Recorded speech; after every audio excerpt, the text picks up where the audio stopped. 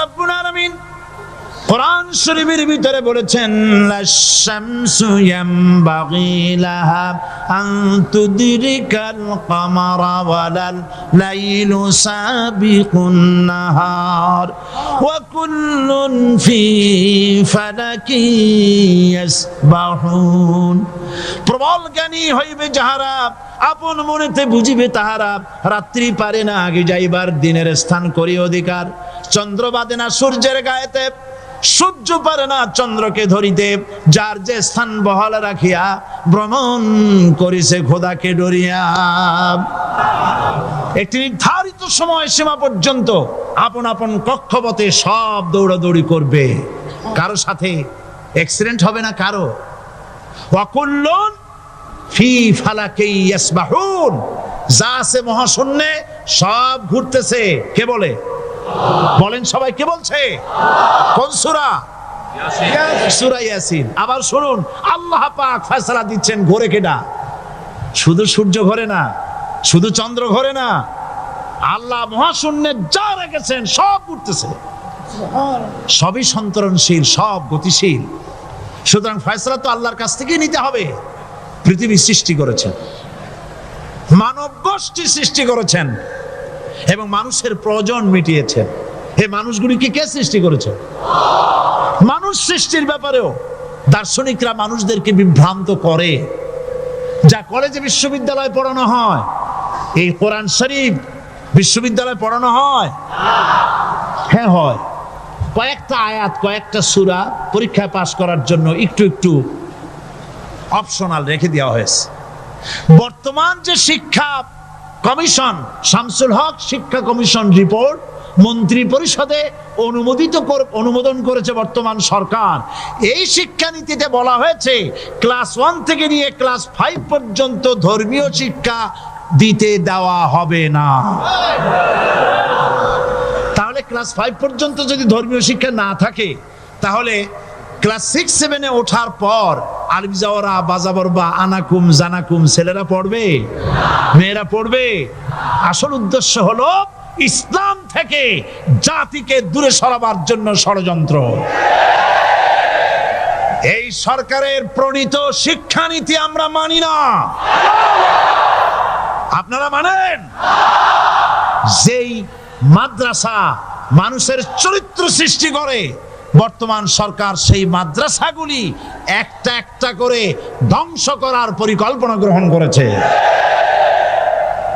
সুতরাং আসল শিক্ষা হলো কোরআনের কাছে। আসল শিক্ষা কোথায়? কোরআনের কাছে। কোরআন যদি শিখানো হতো, কোরআন যদি শিখানো হতো কলেজে, বিশ্ববিদ্যালয়, তাহলে গতকাল চট্টগ্রাম বিশ্ববিদ্যালয় থেকে যেসব ছেলেরা বিশ্ববিদ্যালয় কর্তৃপক্ষ কর্তৃক বরাদ্দকৃত, হাইজ্যাক করা নয়, বরাদ্দকৃত 4খানা বাস দিয়ে কোরআন শুনতে আসতে চেয়েছিল, বর্তমান সরকারের তথাকথিত সোনার ছেলেরা আসতে দিল না।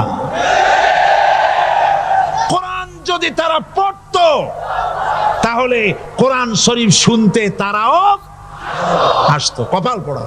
জোরে বলেন কি? আরো জোরে বলেন কি? কপাল পোড়া। সব ভালো লাগে, কোরআন ভালো লাগে না। এদেরকে শিখানো হয়েছে, আরে তোমরা তো মানুষ না। বলে আমরা কি? তো তোমাদের ডারউইন বাবাজি বলে নাই, শোনো নাই? কি পড়ো টড়ো তোমরা, বুদ্ধি শুদ্ধি রাখো না। ডারউইন বলেছে, থিওরি অফ ইভলিউশনের মধ্যে বলেছেন মানুষ মানুষ না। বলে কি? মানুষ হলো বান্দর।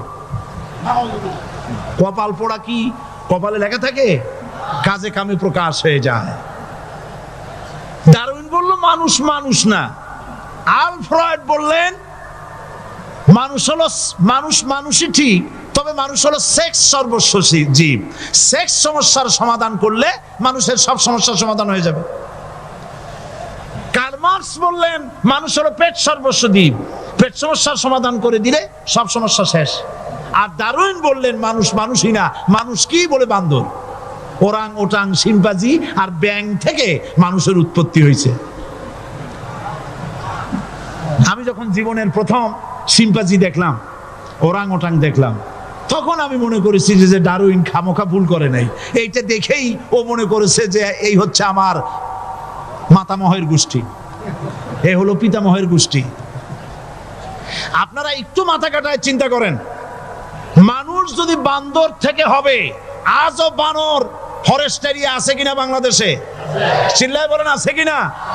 তো মানুষ যদি বান্দর থেকেই হবে, আপনারা কি কোনোদিন দেখেছেন যে একটা বান্দরের কোমর পর্যন্ত মানুষের মতো হয়ে সারছে? আর কিছুদিন গেলেই পুরা মানুষ হয়ে যাবে, গলা পর্যন্ত মানুষের মতো হয়ে গেছে, আর কদিন গেলেই মানুষ হয়ে যাবে। দেখছেন কখনো? আচ্ছা আপনারা বলেন, পাবদা মাছ আপনারা চট্টগ্রামে কি বলেন? পাবদাই বলেন। পাবদা মাছ দেখতে কি মাছের মতো লাগে? বোয়াল মাছের মতো। কোন পাগলে কি বলছে কথা যে বোয়ালের পূর্বপুরুষ পাবদা? পাবদাগুলি পুটি টুটি খাইয়া খাইয়া আস্তে আস্তে বোয়াল হয়ে গেছে, এ কথা কেউ বলে? আচ্ছা, শোলের যে ছোট সাইজ, শোল মাছ, গজাল মাছ, এর যে ছোট্ট সাইজ ভর্তা করে খায়, শুটকি বানায় খায়, ওগুলোর কি বলে? টাকি মাছ। এই টাকি মাছ দেখতে শোল মাছের মতো। কেউ পাগলকে আজ পর্যন্ত বলেছে যে শোল মাছের পূর্বপুরুষ টাকি, টাকিগুলা সার মার খাইয়া আস্তে আস্তে শৌলে পরিণত হয়ে গেছে? কেউ বলেছে কখনো? ডারউইন কয় বোতল খাইয়েছে এই মতবাদ লিখছে আল্লাহই ভালো জানে, যে বান্দরের থেকে মানুষ আবিষ্কার হয়েছে। নাউজুবিল্লাহ। এগুলি পড়ানো হয় কলেজে, বিশ্ববিদ্যালয়, তাই আমাদের সোনার ছেলেরা বান্দরামি করে। ওদের যদি পড়ানো হইতো তোমরা বান্দরের গোষ্ঠী নও, তোমরা মানুষ। মর্যাদা কার বেশি, বান্দরের না মানুষের?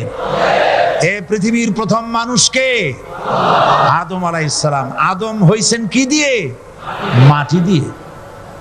আল্লাহ রাব্বুল আলামিন যিনি মানুষ সৃষ্টি করেছেন, তিনি কোরআন শরীফের ভিতরে বলে দিয়েছেন, আমি প্রথমেই বলেছি, আপনারা লক্ষ্য করুন, এই কোরআন তাবিজের কিতাব নয়, এই কোরআন তদবিরের কিতাব নয়, ঝাড়ফুঁকের কিতাব নয়। কোরআন হলো পৃথিবীর মানুষের জন্য কোড অফ লাইফ, পূর্ণাঙ্গ জীবন বিধান। সবকিছু আল্লাহ পাক কোরআনের ভিতরে বলে দিয়েছেন, কোনো জিনিস বাদ দেন নাই। আপনি আমি কেমনে সৃষ্টি হয়েছি আল্লাহ পাক কোরআনের ভিতরে বলেছেন, ইন্না খালাকনাকুম মিন তুরাবিন সুম্মা মিন নুতফাতিন সুম্মা মিন আলাকাতিন সুম্মা মিন মুদগা। নিষ্প্রাণ মাটি দিয়ে তোমাকে উৎপন্ন করা হয়েছে, নিষ্প্রাণ মাটি উপাদান দিয়ে তোমাকে তৈরি করা হলো। মায়ের পেটের ভিতরে এক ফোঁটা নাপাক পানি জমাট রক্তে পরিণত হয়ে গেল, জমাট রক্ত আস্তে করে গোস্ত পিণ্ড হলো, গোস্ত পিণ্ডকে সুন্দর করে সাজায়া হাড্ডি গুড্ডি বানায়া স্ট্রাকচার তৈরি করে তার উপরে ফাকাসাউনাল ইযামা লাহমা, চামড়া দিয়ে গোস্ত দিয়া সাজায়া সুন্দর করে বানালাম। আল্লাহর পরিচয় শুনুন, আল্লাহ আমার কেমন আল্লাহ। মায়ের পেটের ভিতরে সন্তান বানায়া এরপরে যখন রূহ দেওয়া হয়েছে, ক্ষুধা লেগেছে, খাবারের প্রয়োজন হয়েছে, আল্লাহ রাব্বুল আলামিন ওই কচি বান্দা মায়ের পেটে বসে কি খাবে, সেজন্য তার মা চিন্তা করে নাই, বাবা চিন্তা করে নাই, সরকার চিন্তা করে নাই। আল্লাহ রাব্বুল আলামিন মায়ের মাসিক অসুখকে বন্ধ করে দিয়ে সন্তানের নাভির সাথে আর মায়ের নাভির সাথে তার লাগায়া, পাইপ লাগায়া মায়ের মাসিক অসুখের রক্তগুলি দিয়ে সন্তানকে বড় বানালেন। মুখ দিয়া এই রক্ত পান করালেন না, মুখটাকে পবিত্র রেখে দিলেন যাতে করে পৃথিবীতে আসার পর ওই মুখ দিয়া আল্লাহ রাব্বুল আলামিনের জিকির করতে পারো। সন্তান মায়ের ভিতরে পেটের ভিতরে বড় হলো, আল্লাহ রাব্বুল আলামিন বলেন মাস দিন যখন পুরা হয়ে গেল, সুম্মা নুখরিজুকুম তিফলা, বাচ্চার আকারে পৃথিবীতে নিয়ে আসলাম। এখন খাবা কি? পৃথিবীতে যখন বাচ্চা এলো তখন তার পেটের সাথে যে সংযোগ ছিল মায়ের নাভির সাথে আর সন্তানের নাভির সাথে, সেই সংযোগ তার আর কি থাকলো? কি করা হলো? কেটে দেওয়া হলো। লক্ষ্য করুন, জন্য একটি মাত্র পাইপ আল্লাহ লাগাইছিলেন। পৃথিবীতে সন্তান আসার সঙ্গে সঙ্গে পাইপটা কেটে দেওয়া হলো।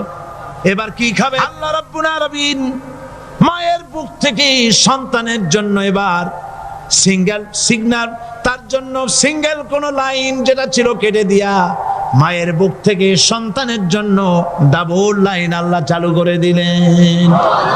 এমন দুধ বানায় দিলেন যা শুধু খাবার নয়, শুধু ফুড ভ্যালু নয়, এই দুধের ভিতরে ক্যালসিয়াম, এর মধ্যে ভিটামিন, এর মধ্যে আয়রন, এর মধ্যে মেডিসিন। দুনিয়ার এই সন্তান ছিল ফি কারারিন মাকিন, সুরক্ষিত জায়গার ভিতরে ছিল। কোনো পলিউশন সেখানে যেতে পারতো না, রোগের জার্ম সেখানে যেতে পারতো না। দুনিয়ায় এলো দূষিত আবহাওয়ার ভিতরে। এই সন্তানকে এখনই অ্যান্টিবায়োটিক খাওয়ালে পরে অসুবিধা হবে। আল্লাহ রাব্বুল আলামিন মায়ের দুধের ভিতরে ঔষধ দিয়া রোগের প্রতিষেধক বানায়া দিলেন। এ হলো আমার আল্লাহ। এ আমার কে? আল্লাহ। জোরে বলেন আল্লাহ। আল্লাহ আল্লাহ রাব্বুল আলামিন মায়ের দুধ দিয়ে সন্তানকে বড় করলেন আর শোনায় দিলেন, খবরদার এই মায়ের সাথে, এই বাপের সাথে নাফরমানি করবি না। মা বাপের জন্য আমার কাছে দোয়া করবি, রব্বির হামহুমা কামা রাব্বায়ানি সগীরা। সবাই পড়েন আমার সাথে, রব্বির হামহুমা কামা রাব্বায়ানি সগীরা। আল্লাহ পাক শিখাই দিলেন বান্দারে আমার কাছে দোয়া করায়, আল্লাহ আমার মা বাপ আমাকে ছোটবেলায় যেভাবে স্নেহের কোলে লালন পালন করেছে, এইভাবে আমার মা বাপ তোমার রহমতের কোলে লালন পালন করো। মনে থাকবে ভাইরা? বলেন মনে থাকবে? প্রত্যেক নামাজের পরে মা বাবার জন্য দোয়া করবেন, বেঁচে থাকুক আর মরে যাক, দোয়া করবেনই। মনে থাকবে? রব্বির হামহুমা কামা রাব্বায়ানি সগীরা। আবার পড়েন, রব্বির হামহুমা কামা রাব্বায়ানি সগীরা। আল্লাহ পাক মায়ের মর্যাদা এত বাড়াইছেন, সাহাবী প্রশ্ন করেছে, ইয়া রাসূলুল্লাহ খেদমত করব কার? হুজুর বলেন তোমার মায়ের, তারপরে কার? তোমার মায়ের, তারপরে কার? তোমার মায়ের, তারপরে কার? তোমার পিতার। বাপের চাইতে মায়ের মর্যাদা আল্লাহ 3 গুণ বাড়াইয়া দিলেন, 3 গুণ বৃদ্ধি করে দিলেন।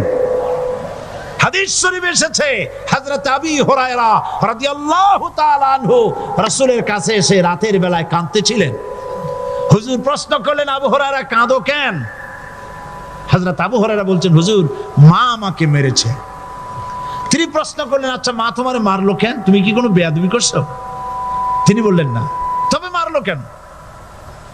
হযরত আবু হুরায়রা বলেন, ইয়া রাসূলুল্লাহ আপনার খেদমত থেকে বাড়ি ফিরতে আমার দেরি হয়ে গিয়েছিল।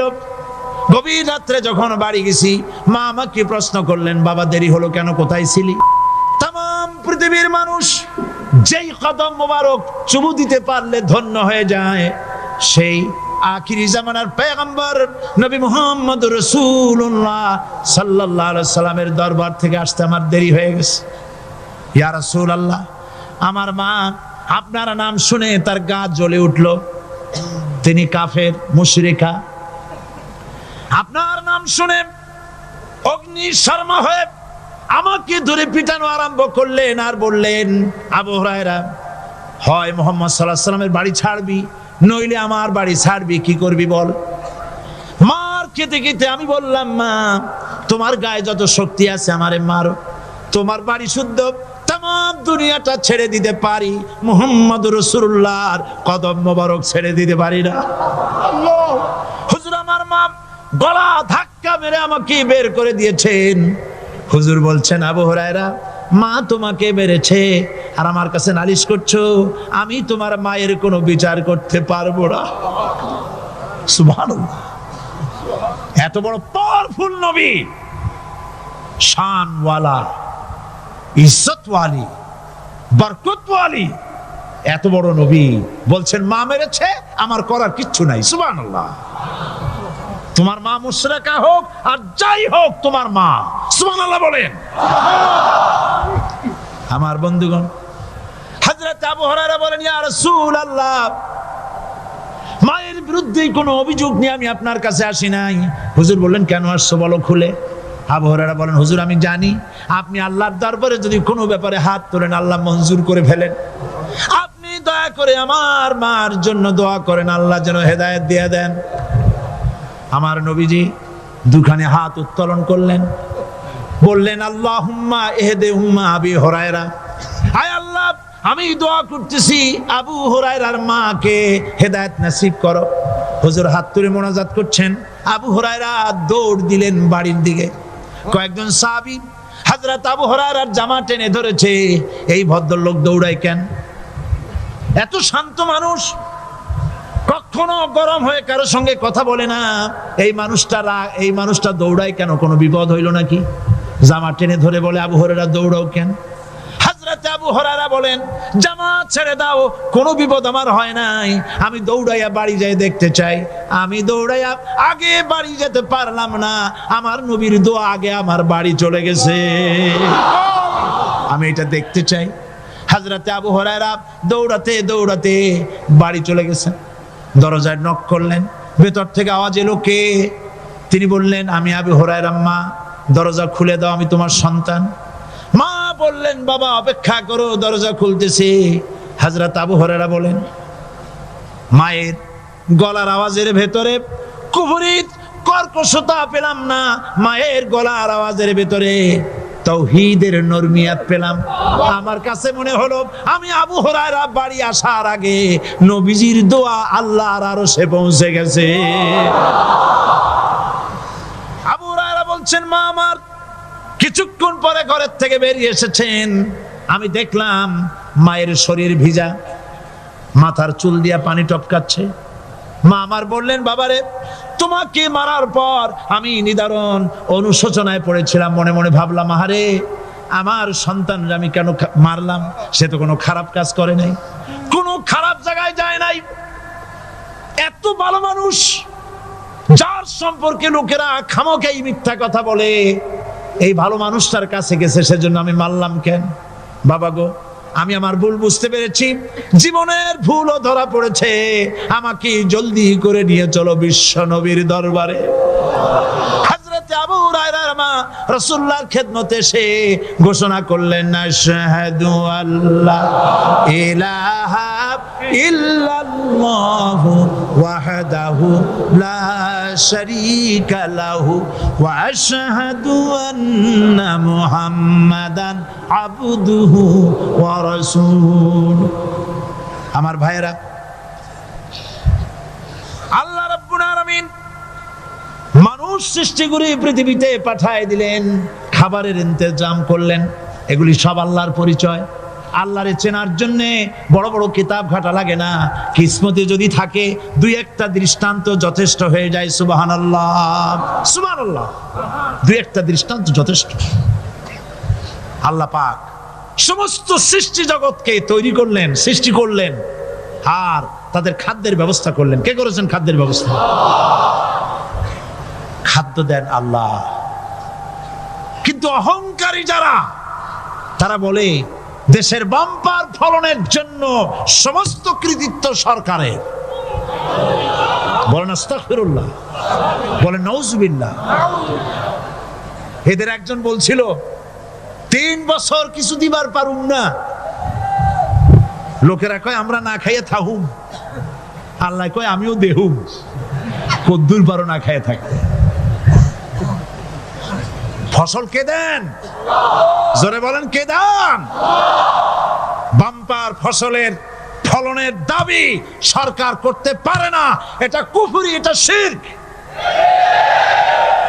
জমিনের ফসল কে দেন? আকাশের বৃষ্টি কার? পানি কার? সার কার? সব আল্লাহ পাক। আল্লাহ পাক কোরআন শরীফে বলেছেন, লা ইন শাকারতুম লাযীদান্নাকুম ওয়া লাইন কাফারতুম ইন্না আযাবী লাশাদীদ। আমার নিয়ামতের শুকর যদি আদায় করো বাড়ায় দেব, আর যদি কৃতজ্ঞ হও শুকরিয়া আদায় না করো মস্ত বড় শাস্তি দেব। ফসল দেই আমি আর শুকরিয়া আদায় করো তোমার বাজানে, ঠিক কিনা? শুকরিয়া আদায় করে কার? বাজানে।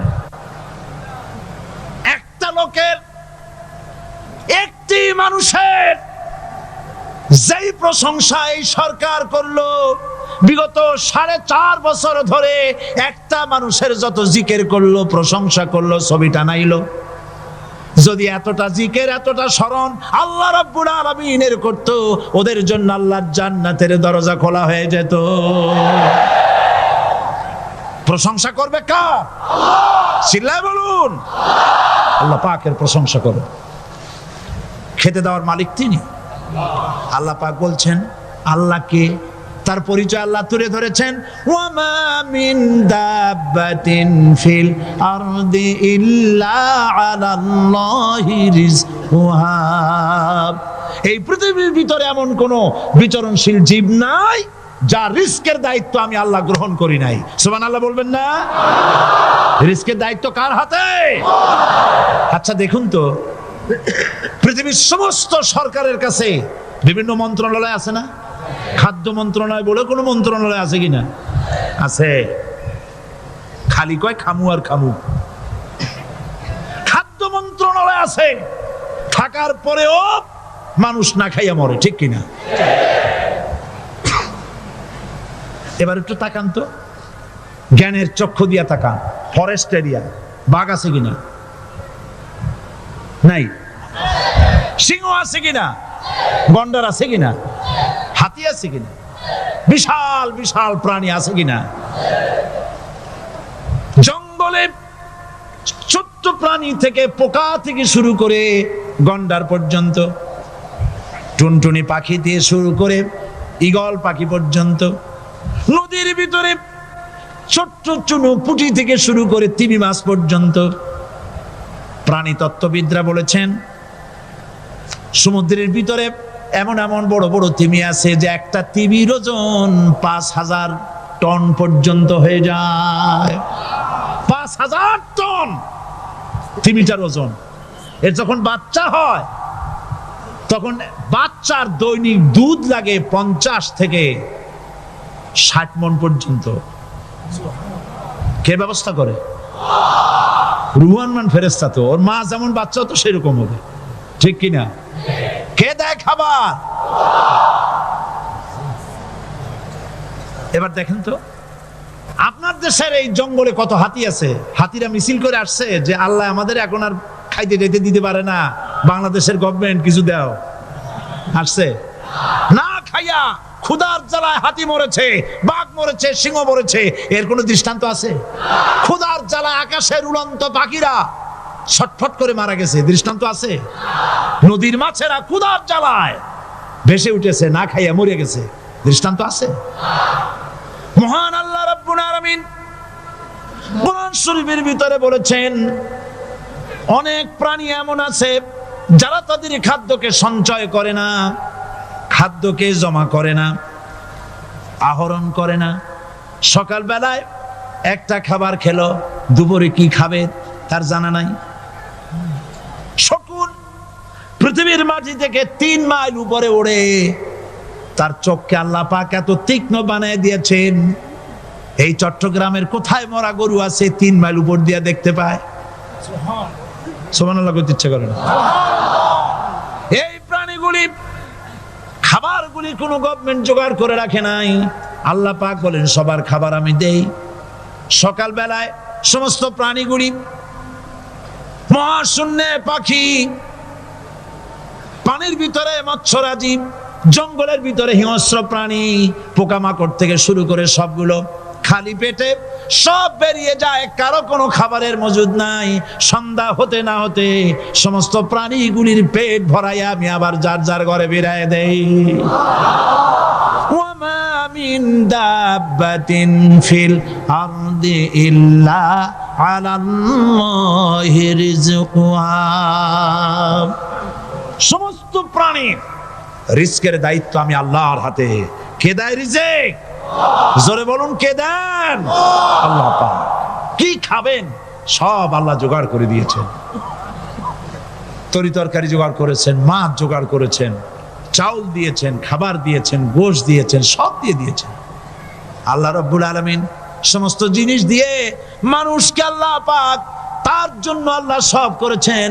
খালাকালাকুম মা ফিল আরদি জামিআ। এই পৃথিবীতে যা তৈরি করেছে সব তোমার জন্য। এ হচ্ছে আমার আল্লাহ। এ হচ্ছে আমার কে? আল্লাহ। সে আল্লাহ পাক বলছেন, আল্লাহর পরিচয়, তিনি স্রষ্টা, তিনি রিজেক দাতা। এবার আইনদাতা কে? আইনদাতা কে? আরো জোরে বলুন। আইনদাতা আল্লাহ হচ্ছে আল্লাহর পরিচয়।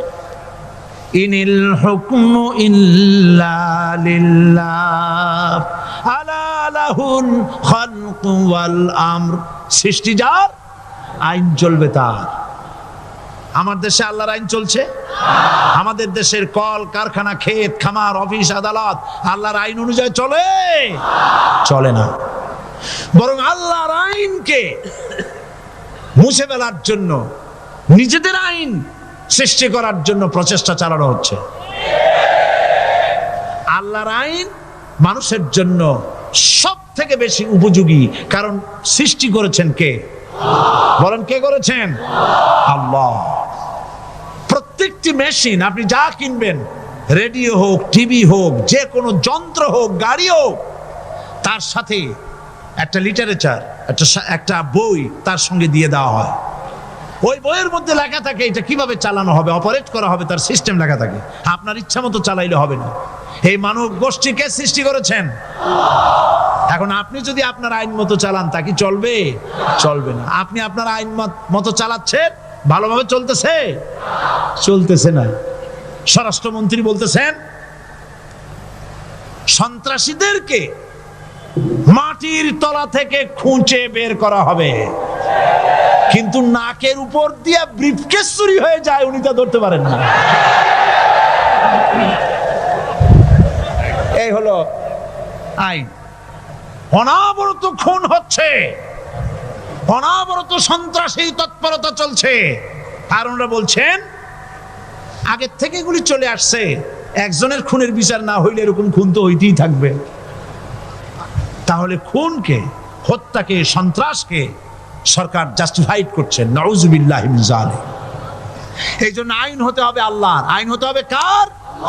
চিল্লায় বলেন, আল্লাহ পাকের আইন হতে হবে। আমি একদিন পার্লামেন্টে বলেছিলাম,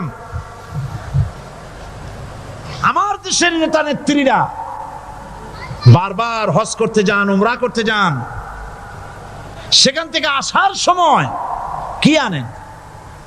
আতর, পাথর, সুরমা আর খুরমা, এই কিছু নিয়ে আসলেন। কিন্তু আমি বলেছি, আপনারা কি কিছু চোখে দেখেন না? পার্লামেন্টে এইভাবে বক্তৃতা করেছে, কিছু চোখে দেখেন না? আমি প্রশ্ন করে আমি আবার জবাব দিচ্ছি, আপনারা যারা হজ করতে যান, উমরা করতে যান, হজের কথাই ধরি, এই হজ করতে যখন যান তখন মুজদালিফায় একটা রাত কাটাইতে হয়। সেটা কোন দিন? ইয়ৌমে আরাফার পরের দিন। এই মাঠে দালান কোঠা আছে, এখানে বেড়া আছে, শামিয়ানা আছে, পর্দা আছে, তাবু আছে, কিচ্ছু নাই।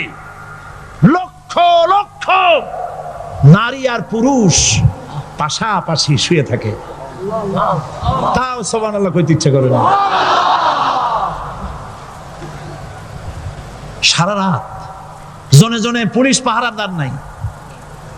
কিরকম মেয়ে এলো, চাঁদের সৌন্দর্য হার মানায় দিতে পারে এরকম সুন্দরী। এরকম সুন্দরী নারী, সুদর্শন পুরুষ পাশাপাশি রাস্তার ধারে, মরুভূমির ভিতরে সারা রাত কাটাচ্ছে। ইয়ৌমে আরাফার পরের রাতটা, একটা রাত পুরা। এভাবে চলতেছে বছরের পর বছর। শতাব্দীর পর শতাব্দী, সহস্রাব্দীর পরে সহস্রাব্দী। আমি প্রশ্ন করি, পৃথিবীর ইতিহাসে কেউ কি এমন কথা বলতে পেরেছে, লিখতে পেরেছে যে মুজদালিফার রাতে সেখান থেকে 10টা নারী হাইজ্যাক হয়েছে, 5টা নারী লাঞ্ছিত হয়েছে, বলতে পারবে? গভীর রাত্রে পুরুষ সঙ্গী ছাড়া সুন্দরী রমণী, যুবতী রমণী একাকিনী নিজের ঘর ছেড়ে আল্লাহর ঘরে তাওয়াফ করতে আসে। তাওয়াফ সেরে তাহাজ্জুদের নামাজ পড়ে আল্লাহর কাছে মোনাজাত করে একা একা হাজার হাজার লাখো পুরুষের ভিতর থেকে আপন ঘরে ফিরে যায়। কারো বাবার হিম্মত নাই একবার তাকায় সে তো রূপ উপভোগ করার জন্য আবার তাকায়, অথবা তার আঁচল ধরে টান মারে। আছে ইতিহাস? কথা কন না কেন? সুন্দরী একটা মাইয়া মক্কা থেকে মদিনা থেকে পাওয়া যায় না, 15 দিন হয়ে গেছে। হয়েছে কখনো? এবার জবাব দেন, কেন হয় না? কেন হয় না? আমার দেশের মেয়েরা রাস্তা দিয়ে হাঁটতে পারে না। হাই স্কুল মেয়েদের, হাই স্কুল মেয়েদের কলেজ যখন ছুটি হয়, তথাকথিত সোনার ছেলেরা গেটের সামনে এতিমের মতো কাড়ায় থাকে। অনবরত হাইজ্যাক হচ্ছে, ধর্ষণের সেঞ্চুরি হচ্ছে। আর ওখানে হয় না কেন? ওখানে হয় না এই কারণে, এই কোরআনের আইন আল্লাহ রাব্বুল আলামিন যে আইন দিয়েছেন, ওখানে আইন বলবৎ আছে। আছে নাকি? আছে কিনা? কোন পুরুষ কোন নারীকে ধর্ষণ করেছে যদি প্রমাণিত হয়, সে যদি ফাহাদের ছেলে হয় আর ফাহাদের মেয়ে হয়, কোরআনের শাস্তি হলো পাথর মেরে উড়াইয়া দাও। তাকে জানিয়ে দেওয়া হবে রেডিও টিভির মাধ্যমে, জেনাকারের ব্যভিচারীর শাস্তি হবে। চতুর্দিকে হাজারো লোকেরা দাঁড়াবে, হাতে পাথর নিয়ে পাথর মেরে তাকে তার গোশত হাড্ডি বাতাসের সাথে উড়ায় দেবে। একজন মানুষ আর একজন মানুষকে খুন করলো, এই আসামি ধরা পড়ে গেল, কোরআনের শাস্তি হলো যখন ধরা পড়বে প্রমাণিত হবে যেমন ভাবে হত্যা করেছে পরেও হত্যা করো। এই দৃশ্য, এই আইন যদি বাংলাদেশে যদি এই আইন চালু হয়ে যেত, খুনের আসামি ধরা পড়েছে জেনার আসামি, প্রকাশ্য ময়দানে এলো, সাক্ষী প্রমাণে কোর্টে প্রমাণিত হলো সত্যি সে খুনি। এই বিশাল আউটার স্টেডিয়ামের মাঝখানে খুনি কি দাঁড় করাও, চতুর্দিকে হাজারো লাখো মানুষ থাকুক, রেডিও টিভির ক্যামেরা কার্যকর হবে, পত্র পত্রিকার সাংবাদিকরা আসবে, তরবারির এক আঘাতে খুনির কল্লাটা উড়ায় দাও, দেহটা নিঃসার হয়ে জমিনে পড়ে যাবে। এই দৃশ্য যারা দেখবে সচক্ষে, রেডিওতে, পত্র পত্রিকায়, আর 1 বছরের ভেতরে খুন করার হিম্মত কারো কলিজায় উঠবে? জেনাকারের পাথর মেরে উড়িয়ে দেওয়ার শাস্তি যদি চোখে কেউ দেখে, জেনা করার পুলক আর জাগবে? এটা নাম আল্লাহর আইন। এই আইন কার? এই আইন কার? এই আইন যতদিন পর্যন্ত বাংলার মানুষের, মুসলমানদের উপরে কার্যকরী না হচ্ছে, এই দেশে কার্যকরী না হবে, ততদিন পর্যন্ত হত্যা, ধর্ষণ, খুন বন্ধ হবে না। বন্ধ হবে। সুতরাং এই আইন হচ্ছে কার? আরো জোরে বলেন, আল্লাহ রাব্বুল আলামিন। মহান আল্লাহ রাব্বুল আলামিনের এই আইন অনুযায়ী যদি দেশ চলে, মানুষ শান্তি পাবে, চুরি বন্ধ হবে, ডাকাতি বন্ধ হবে, জেনা বন্ধ হবে, হত্যা ধর্ষণ বন্ধ হয়ে যাবে। নবীজি এমন একটি আইন চালু করে দিয়ে, কোরআনের বিধান চালু করে দিয়ে এমন একটা সমাজ চালু করেছিলেন, যেই সমাজ সম্পর্কে হুজুর নিজে বলেছেন, খায়রুল কুরুনে কারনি, সর্বশ্রেষ্ঠ যুগ হলো কার যুগ? আমার যুগ। সুবহানাল্লাহ বলেন। রাসূলের যুগ হলো সর্বশ্রেষ্ঠ যুগ। সেই কোরআন, সেই হাদিস আজও আছে না নাই? বলেন জোরে, আজও আছে না নাই? সেই কোরআন এবং সুন্নাহ দিয়ে দেশ শাসন হোক, এটা কি আমরা চাই? কারা কারা চাই দু হাত উঁচু করে দেখা।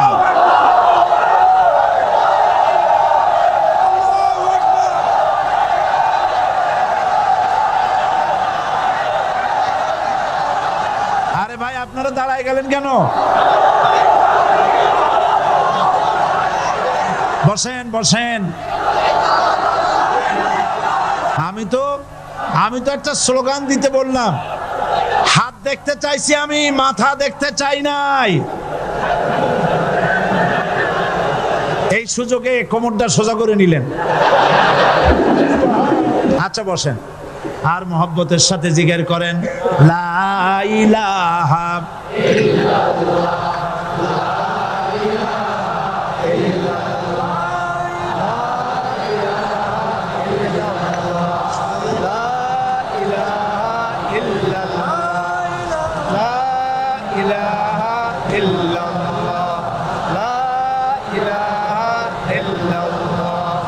জোরে সরে সবাই জিকির করেন লা ইলাহা ইল্লাল্লাহ, লা ইলাহা ইল্লাল্লাহ, লা ইলাহা ইল্লাল্লাহ, লা ইলাহা ইল্লাল্লাহু মুহাম্মাদুর রাসূলুল্লাহ।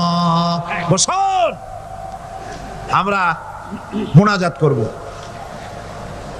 আল্লাহ রাব্বুল আলামিন আয়াতুল কুরসির ভিতরে আল্লাহর সার্বভৌমত্বের কথা বলেছেন। আল্লাহু লা ইলাহা ইল্লা হুয়াল হাইয়ুল কাইয়্যুম।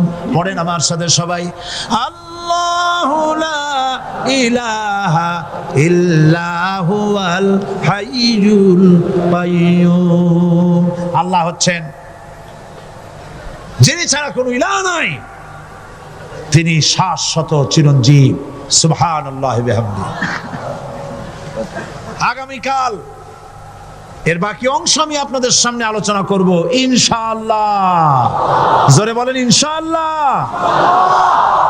দাঁড়ানো ভাইরা বসেন। আপনাদের পাশে যারা দাঁড়িয়েছেন অনুরোধ করে বসায় দেন। বলেন যে আর 5টা মিনিট বসেন, আল্লাহর রাস্তায় হাঁটেন না। হ্যাঁ বলেন, বলেন আপনারা যে আল্লাহর রাস্তায় হাঁটেন না, বসেন, সবাই বসেন। এত বড় মাহফিলের মুনাজাত, সুবহানাল্লাহ বলেন। চট্টগ্রামের ইতিহাসের শ্রেষ্ঠ মাহফিল, চিল্লায় বলেন সুবহানাল্লাহ। গোটা বিশ্বের কোরআনের শ্রেষ্ঠ মাহফিল, বলেন সুবহানাল্লাহ। যারা বলেন আলহামদুলিল্লাহ। আগামীকাল এ মাহফিলের আখেরি মুনাজাত হবে ইনশাআল্লাহ। বলেন ইনশাআল্লাহ। আমি আন্তরিকভাবে দুঃখিত, প্রতি বছর আমার মা বোনদের জন্য, চট্টগ্রামবাসী আমার মা বোনদের জন্য আলাদাভাবে তাদের প্রশ্নের উত্তর দেই এবং তাদের সামনে কোরআন হাদিসের কথা আলাদাভাবে বলি। এবছর দিন কম হয়ে গেল বলে মহিলারা, মা বোনেরা বঞ্চিতা হয়ে গেলেন। শিশু কিশোরদের জন্য আলাদাভাবে সমাবেশ করা হয়, তাও বঞ্চিত হয়ে গেল। এই বিশাল তাফসীরুল কোরআন মাহফিলের বরকত থেকে চিটাগংবাসীকে যারা বঞ্চিত করলো, আল্লাহ তাদের হেদায়েত নসিব করে দিয়ে। যদি হৃদয় থাকে, যদি হৃদয় বলে কিছু থাকে, বিবেক বলে যদি কিছু থাকে, আর শরীর যদি মুসলমানের পিওর রক্ত থাকে, তাহলে বাড়ি বসে অনুশোচনা করা উচিত, চোখের পানি ফেলানো উচিত ওই সব লোকের যারা এই বরকতপূর্ণ মাহফিলকে বাধা দিয়েছে। আর যাদের কলজার মধ্যে আল্লাহ মোহর মেরে দিয়েছে, এগুলোর তো হেদায়েত হবে না। যাদেরকে আল্লাহ পাক তৈরি করেছেন জাহান্নামের জন্য, ওদের কাছে মাহফিল অসহ্য, সহ্যই হবে না। নাউজুবিল্লাহ বলেন। চট্টগ্রামবাসীর জন্য তাফসীরুল কোরআন মাহফিল নিয়ামত। এই নিয়ামত কিয়ামত পর্যন্ত আল্লাহ টিকায় রাখুন, বলি আমিন। আগামীকালের আখেরি মোনাজাতে সমস্ত মুসলমান চতুর্দিক থেকে আল্লাহ পাকের নারা লাগাতে লাগাতে আসবেন। আল্লাহু আকবার, নারায়ে তাকবীর। গোটা চট্টগ্রাম, গোটা চিটাগাং শহর আগামীকাল কোরআনের মিছিলের শহর হবে ইনশাআল্লাহ।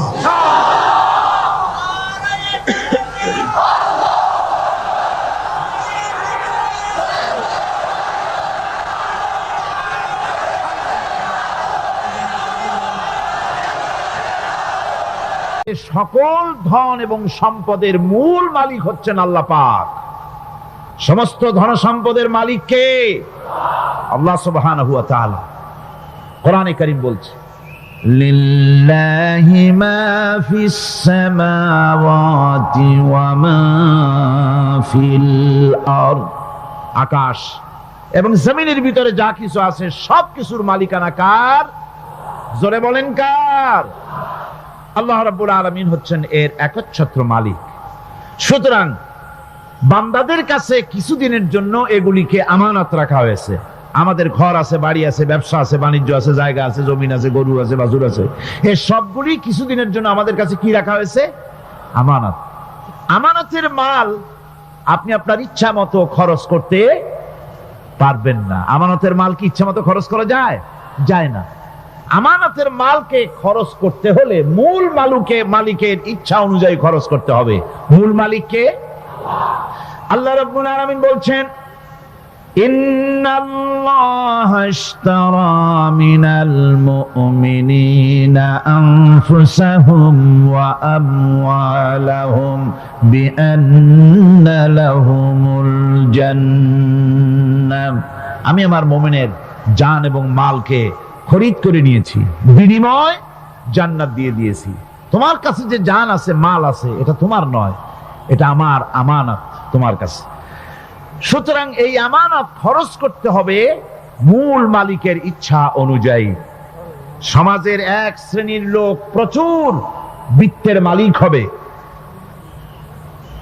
সমাজের এক শ্রেণীর লোক প্রচুর বিত্ত এবং সম্পদের মালিক হয়ে ভোগ বিলাসের আনন্দের স্রোতে ভেসে যেতে থাকবে, নিজেকে ভাসিয়ে দেবে। আর এক শ্রেণীর লোক অনাহারে অর্ধাহারে কষ্ট করবে। এ বিধান ইসলামের নয়। কেউ থাকবে 10 তলায় আর কেউ থাকবে গাছতলায়, কেউ খাবে পোলাও, কোরমা, বিরিয়ানি, আর কারো কিসমতে মরুচ পোড়াও হবে না। এ বিধান আল্লাহর নয়। ইসলামের বিধান হচ্ছে এই যে আল্লাহ যে সব সম্পদ মানুষকে দান করেছেন, এই সম্পদের ভিতরে বিত্তহীনদের অধিকার রাখা হয়েছে। বিত্তহীন যারা গরিব, যাদের কিছু নাই, তারা আপনার করুণার পাত্র নয়। কি বলেন? তারা কি ধনীদের করুণার পাত্র? কোরআনে কারিমে আল্লাহ বলেন, ওয়াল্লাযীনা ফী আমওয়ালিহিম হাক্কুন লিস-সাইলি ওয়াল মাহরুম। ধনীদের সম্পদের ভেতরে গরিবদের, বিত্তহীনদের অধিকার রয়েছে। সে অধিকার আদায় করে দাও। দান করা এমনি দিয়ে দেওয়া এক জিনিস, গরিবদেরকে, বিত্তহীনদেরকে ইসলাম করুণার পাত্র বানায় নাই, বলেছে অধিকার। অধিকারটা বড় মজবুত কথা, এই কথার লোড আছে, ওয়েট আছে। আপনার আমার সম্পদের, অর্থাৎ যাদের বিত্ত আছে, বিত্ত সম্পদওয়ালা সম্পদশালী লোকেদের সম্পদের ভেতরে গরিবদের অধিকার রয়ে গেছে। সে অধিকার আদায় করতে হবে। ইসলাম সকল মানুষের দারিদ্র দূর করে বেঁচে থাকার মৌলিক অধিকার প্রতিষ্ঠিত করেছে। রাসূল করিম সাল্লাল্লাহু আলাইহি ওয়াসাল্লাম বলেছেন, লাইসা লি ইবনি আদম হাক্কুন সিওয়া হাযিহিল খিসাল, বাইতুন ইয়াসকুনুহু ওয়া সাওবুন ইউআরি আওরাতাহু ওয়া জালফাল খুবজি ওয়াল মা। আখরাজাহু তিরমিজি। তিরমিজি শরীফের হাদিসের ভেতরে এসেছে, রাসূল করিম সাল্লাল্লাহু আলাইহি ওয়াসাল্লাম বলেছেন, প্রত্যেকটি বনি আদমের তার বাস করার জন্য একটা গৃহ এবং লজ্জা ঢাকার জন্য, শীত নিবারণের জন্য তার বস্ত্র, আর ক্ষুধা মিটাবার জন্য তার পানি আর রুটি ইত্যাদির ব্যবস্থা করতে হবে, চাই সে মুসলমান হোক আর হিন্দু হোক আর খ্রিস্টান হোক। বনি আদম, আদমের সন্তান যে মানুষ, যে তার এই অধিকার ইসলাম প্রতিষ্ঠিত করেছে। আজ বলা হচ্ছে খাদ্য, বস্ত্র, বাসস্থান সমাধান দেবে অমুকরা তমুকরা, এরকমের স্লোগান হয় না? ওরা দিতে পারবে না, ওরা দিতে পারে নাই। খাদ্য, বস্ত্র, শিক্ষা, চিকিৎসা, বাসস্থানের গ্যারান্টি দিয়েছে কোরআন, দিয়েছে আল্লাহ রসুল জনাবে মুহাম্মদ রাসূলুল্লাহ সাল্লাল্লাহু আলাইহি ওয়াসাল্লাম। ইসলাম অর্থনৈতিক নিরাপত্তার জন্য যে সব পন্থা অবলম্বন করেছে, সেটা হচ্ছে যে সমাজের কর্মক্ষম সকল ব্যক্তি রুজির জন্য পরিশ্রম করবে, কেউ বসে থাকতে পারবে না। এটা হচ্ছে ইসলামের নিয়ম, কেউ বসে থাকতে পারবে না। কোরআনে কারীম বলছে, ফাইদা কুদিয়াতিস সালাতু ফান্তাশিরু ফিল আরদ ওয়াবতাগু মিন ফাদলিল্লাহ। ফাইদা কুদিয়াতিস সালাত, যখন তোমার নামাজ সম্পূর্ণ হয়ে গেল, ফান্তাশিরু ফিল আরদ, ছড়িয়ে পড়ো আমার জমিনের উপরে, ওয়াবতাগু মিন ফাদলিল্লাহ, আর আমার অনুগ্রহ অনুসন্ধান করো। রুজি কামানো কোনো খারাপ জিনিস না। কেউ মনে করে সারাদিন বসে বসে আল্লাহর জিকির করব, কেউ দুনিয়াটারে ঝামেলা মনে করে জঙ্গলে চলে যেতে চায়। এটা নিয়ম না। আপনি বসে থাকতে পারবেন না, আপনাকে কাজ করতে হবে। রুজি কামাই করাটাকে কোরআনে কারিমে এতটা সম্মান দিয়েছে, যেটাকে ফদলুল্লাহ বলা হয়েছে। ফদলুল্লাহ, এটা আল্লাহর অনুগ্রহ। সুবহানাল্লাহ বলেন। এটাকে ফদলুল্লাহ বলা হয়েছে, এটা জিনাতুল্লাহ বলা হয়েছে। আপনি যে কাপড় চোপড় ব্যবহার করেন, এই কাপড় চোপড়ের ব্যাপারে আল্লাহ পাক প্রশংসা করেছেন, কাপড় চোপড় সুন্দর পড়তে বলেছেন। তারপরে রুজি রোজগার হালাল করতে বলা হয়েছে, এবং রুজি কামাবার ব্যাপারে হালাল ভাবে রুজি কামাবার জন্য ইন্সপিরেশন দেওয়া হয়েছে কোরআন এবং হাদিসে। রাসূল করিম সাল্লাল্লাহু আলাইহি সাল্লাম বলেছেন, আল কাসিবু হাবিবুল্লাহ, সহস্তে যে উপার্জন করে সে আল্লাহর বন্ধু। যে ব্যক্তি ঠেলা গাড়ি চালায়, কুলি মজুর, রিক্সা চালায়, নিন্দা নাই, তাকে নিন্দা করা যাবে না। রিক্সাওয়ালাও একটা গুরুত্বপূর্ণ দায়িত্ব পালন করছে। কুমার, কামার, তাঁতি, জেলে, ধোপা, নাপিত সবাই কাজ করছে। প্রত্যেক কাজের সম্মান ইসলাম দেয়। সুবহানাল্লাহ কোন। সমস্ত কাজের সম্মান আছে, শুধুমাত্র সম্মান নাই চুরির কাজের, ডাকাতির কাজের, সন্ত্রাসের কাজের, চাঁদাবাজির কাজের, মাস্তানির কাজের। এই সব কাজ নিন্দনীয় এবং এই সব কাজ নিতান্ত বাজে কাজ। এ কাজের কোনো সম্মান নাই। সম্মান হচ্ছে নিজের হাতে কামাই করে সারা দিনে এক মুঠো খাবারও যদি খান, আপনার খাবারের চাইতে হালাল খাবার কারো হতে পারে না। আল্লাহর বন্ধু সোজা কথা না। আল কাসিব হাবিবুল্লাহ, সহস্ত উপার্জনের এত বরকত। সেজন্য অর্থনৈতিক নিরাপত্তার জন্য সমাজের প্রত্যেকটি কর্মক্ষম লোককে কাজ করতে হবে। কি করতে হবে?